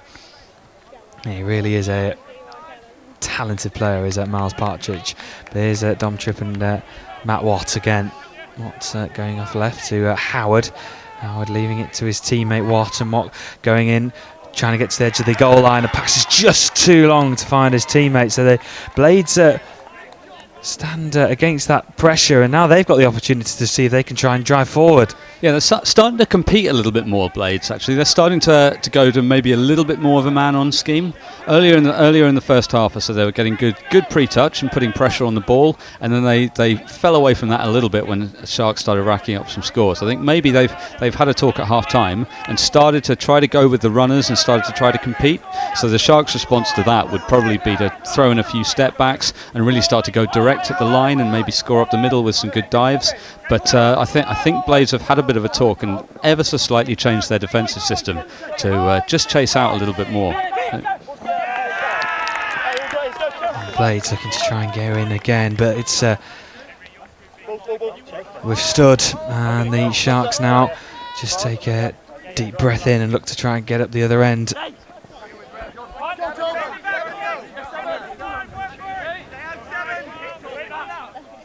Driving forward the Sharks again, up towards halfway. It's okay from the Blades, fifth touch coming and a long way from the line. We'll see what they can do. Oh, goodness me. Wow, what a run that was. And then, there we go, just to finish off. He can't stop himself from going into the crowd. But a brilliant effort. Henry Stratford, a brilliant run, and found his partner, Angus Goff. And as easy as that. I mean, it's to be expected from Henry. We talked about this acceleration already, and his ability to go from nowhere to full speed in about 3 paces is incredible. But it comes a little bit from a little miscommunication there from the Blades on the drive. You can see that both of those two defenders in the middle have kind of both gone into the touch together. And if they think they're both the toucher, they both go to their short side, and that's what's left a hole up the middle. Ball flinged out towards the left-hand side. Does the touch come in time? I don't think it does, and there we go, another instant response from the Northwest Blades. So they're not going to lie down, they're not going to give up. This game isn't over until the final whistle goes. bring out all the cliches this afternoon, but with this, I've seen this too many times from this Blades team. This ability to hang in. They've been in the last 2 finals before this one. They've won one, they've lost one, but they're never done. They never stop trying. They never stop fighting. And here come the Sharks again. As soon as the Blades respond, can they try and hold out this next attack from the South East Sharks? Howard's in there. Here's Matt Watts trying to go through a lovely little flick pass. This is superb. Oh, and it was so unlucky. Potentially, he's giving is he going to give it? He is going to give it. Oh, that is. If you're a touch coach and if you've ever tried to design a move, that's the touchdown of the weekend, without a shadow of a doubt. They've gone to this what I think is a Taipan, whatever it is. It's a move variation, and they conditioned them with one earlier. The Blades have just started to read open side, but they brought that little switch ball back in and found the space. That's absolutely fantastic from the Sharks. That's some of the most sophisticated touch we've ever seen in this country. I'm really impressed. That was simply breathtaking from the South East Sharks, and they have restored that 4-point lead, and they are well on their way at the moment. Can the Blades respond straight away with their own move, looking to get out wide? It looks like they potentially have they? They certainly did, and what a couple of minutes we've had here in this men's final. The Northwest Blades responding straight away. I mean, this is this is amazing to watch from a coach's perspective, because that is a sort of that's a third variation, I think, from that setup from Blades, where they've conditioned the defence to go a certain way, and they're on at least their third option from that. And to be able to pull that off and have the execution there, have everyone knowing where they're going and how the move's going to play out on what I think is a third option from a particular setup is really, really impressive. So the score being reduced to 10-7, and with under 5 minutes then remaining. Let's see if the Sharks can hit back straight away, or they're going to just take the sting out of the game. Have they even got that mindset? They just want to just keep going. Matt Watt going to his left, and touch called by the referee. I think what we've seen in the last few minutes is just us really, really impressed with the sophistication of the moves from both teams. If you're new to touch and maybe you've been playing for a year or two, then you'll know a few strike moves. You'll know how a sweeper works, or a hammer, or an ML, or a short, or something like that. And you might think a little bit that you've got one strike player, and that's, if you call a move, then that's where the move goes. But we just see this develop. Yeah, just closed down there. But the fact remains that with every move there's 6 defenders, which means 7 gaps, and from any setup you can score in all 7, and there's another one there. Miles Partridge this time around gets that dive in early, gets that long reach, and Miles Partridge adds another one to the board for the Sharks, and that gap has been extended to 4. It's 11-7 on the official scoreboard. 3.5 minutes left remaining. Yeah. And I think while I've been sort of marvelling out loud at some of the quality and the sophistication of some of the touch, I think we've reached the point now with 3 minutes to go where the game is probably beyond Northwest Blades, and I think Sharks are probably going to take this one home. But there's been a lot to admire from both teams in this game. So sometimes I don't really care what the score is. I'm just watching some good touch. It certainly has been high quality touch between these two sides, and Northwest Blades responding again. This has been an incredible final. See, they're never finished, they're never done. They just keep on going. They just never know when they're beaten, this Northwest Blades side. And again, going through it might be too little too late. Yeah. 2 Sharks players both defending within about 6 feet of the sideline there. I think if they weren't 4 touchdowns up with 2 minutes to go, there'd be a bit of a roasting coming for that. But it's been a long weekend. Everyone's hot, everyone's tired. It certainly has been. What a weekend it's been here in St Ives, Cambridgeshire. The weather has just been incredible, and credit to all the players over the weekend who have put on a fantastic show. And this final has lived up to be a really good, intense, quality, high-pressured final. Both sides giving it their absolute all, and it looks like the Sharks are going to come out on top after the Northwest Blades really have put in a good shift, but it looks like it's not going to be enough. I mean, we always seem to get one tight final and one that's a little bit more open, and the Women's Open finals delivered that nail biter right to the end, with the Sharks taking this one by a little bit more. It always seems to be one that goes right down to the wire, and one that's a little bit more comfortable. But nevertheless, some great touch played in both competitions. I've been really, really happy with everything I've seen this year. And here we go, what an interception that was. Has the touch come in? It doesn't look like, and it's going to be the perfect end to what has been a brilliant final. And the Sharks and Dominic Tripp, what a final he's had. He's had a sensational game. He's put on a load of assists, and he's quite rightly got himself a score as well. 2 years in a row where Dom has just taken the final by the scruff of the neck and just made it his own. He was outstanding against Blades last year at the same stage, and has really been fantastic again today. So into the final minute, and it's pretty much all but confirmed now for the Sharks. Just the formalities, that final whistle as the Blades look to come again. They just keep coming and coming at you, but the Sharks have stood up to everything so far. And going out to the right and coming back into the centre is Phillips, looking to go left, finds his support. Do they get over the line in time? You're not going to get outside Henry from that range, unfortunately. And even at this late stage with the game all but one, the Sharks still want to be resolute and defend well. And the seconds are ticking down here in St Ives, Cambridgeshire, of what has been a tremendous final. Some brilliant scores, some brilliant individual play, some team play as well. And we are hearing the hooter now. And there we go. That is a full time, and it's victory for the South East Sharks. And what a performance. It's been some standout performances as well. But just a quick word on this South East Sharks side. What a performance. It's fantastic. Fantastic performance from the Sharks. They've been building through this for the last few years. I think that's 3 titles in the last 4 years. No, one of them, and they've won the last 2 without me. But I will say this: that is the most tactically sophisticated game of touch I've seen in this country, and it's a real credit to the way all of these teams are developing together and being familiar with all of the structures of the game.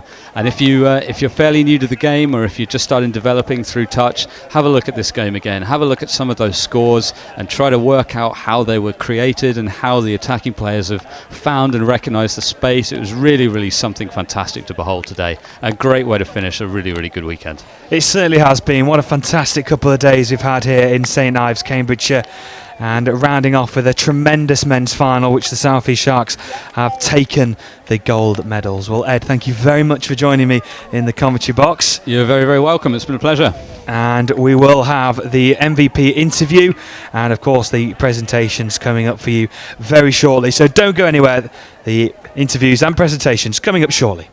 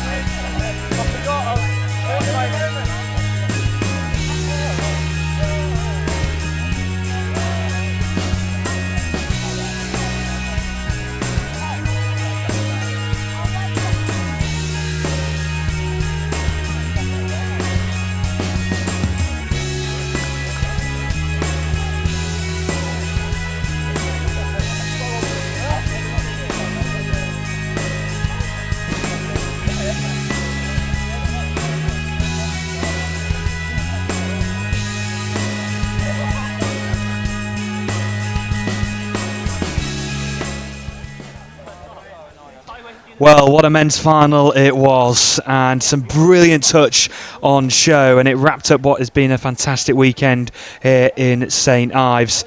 In the men's final, the South East Sharks coming out on top against the North West Blades, and we're going to go down to pitch side where Chris is with our MVP from the men's final.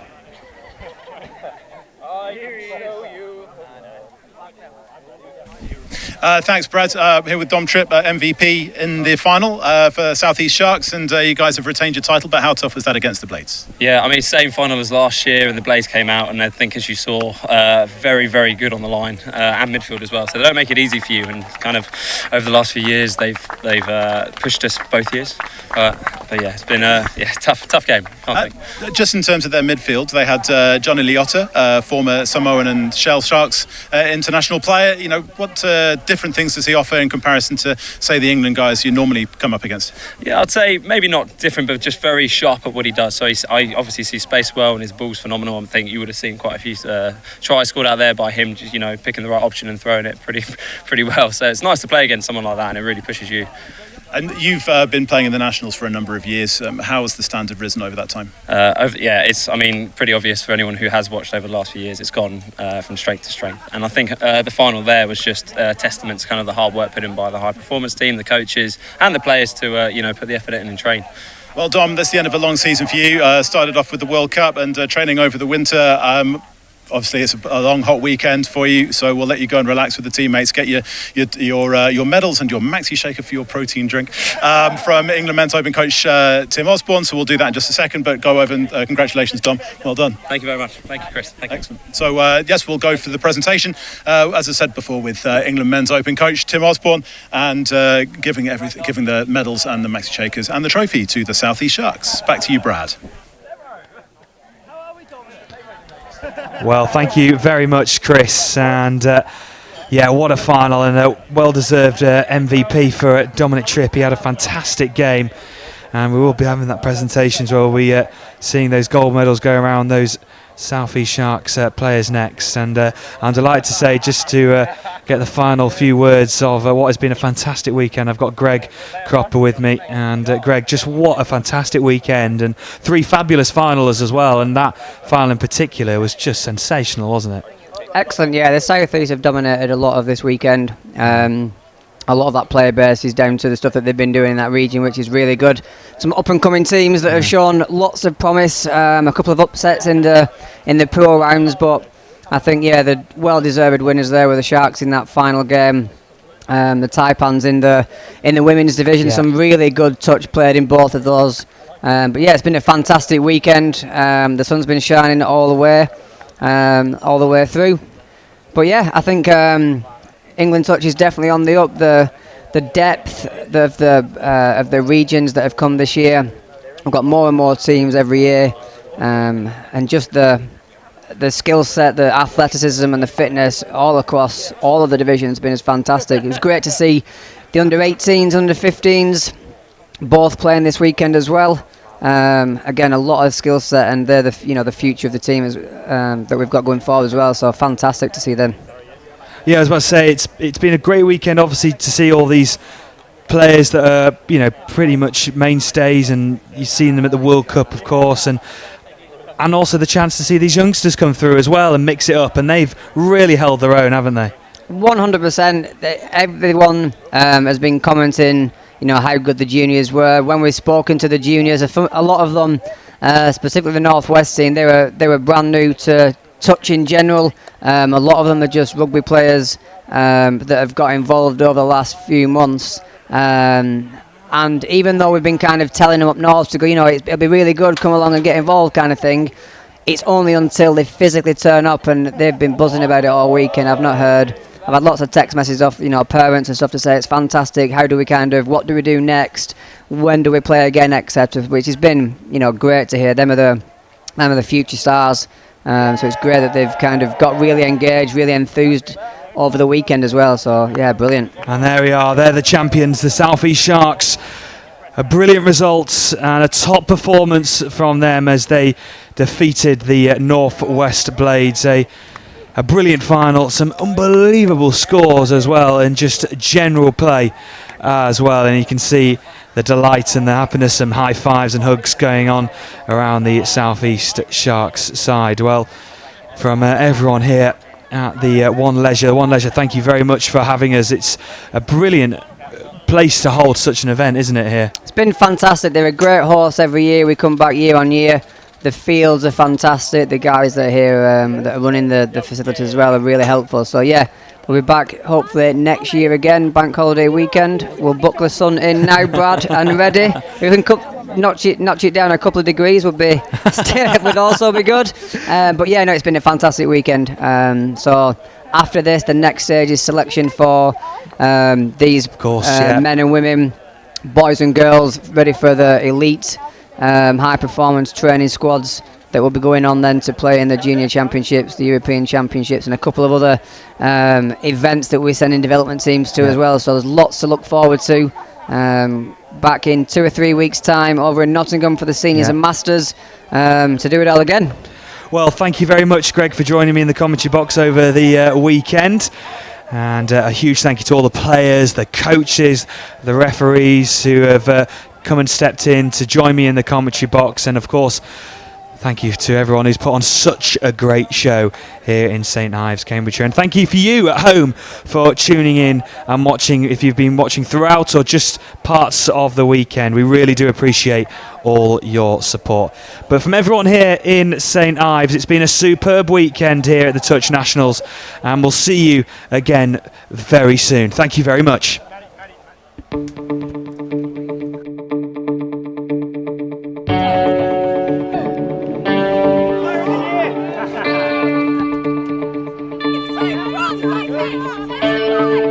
Nationals have been great. It's my first one. Weather's been very tough. I think it's been tough for everyone, 30 degrees plus, but enjoying it very much. The atmosphere's really good weather. Everyone's a little bit hot. But yeah, loving it. Came last year, and this year's bigger and better.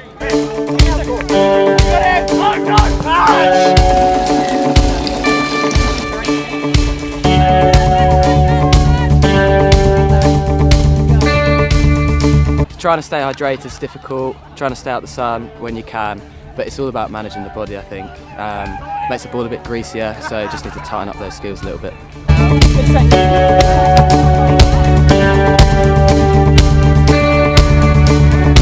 It's incredible. The level, particularly in the women's game, has hugely increased over the years that I've been involved in it. And I think the organisation, obviously having the BBC Sport on board and the live streaming, is making it a really, really competitive game, but also drawing a lot of attention nationally to the sport, which is fantastic.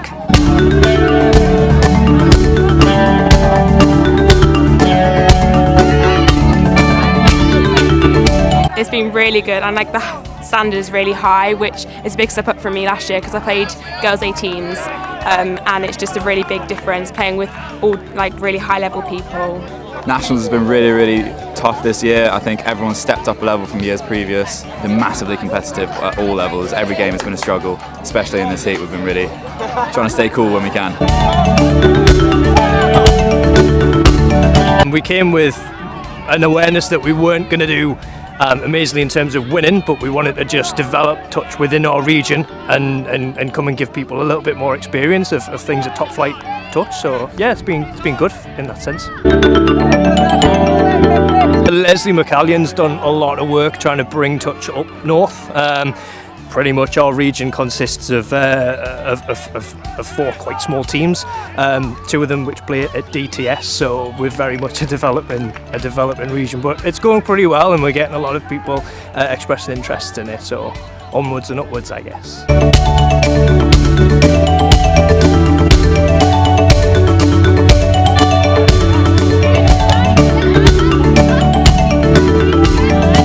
I've really enjoyed it because I've got to play up in a higher age group with lots of really experienced players, so I've learnt a lot. And coming back off JTC last week, it's been really good to play at this level and also have so many other Nottingham players playing in the same team as me too. I think all the work that you two have been doing with England Rugby as well is fantastic, so we're really excited about what touch, not just in the southwest but across the country, holds for the future. Oh, it's been amazing. The overall standard, I think, from when I played last year has increased so much. the weather's come out. It's just been such a good weekend all round.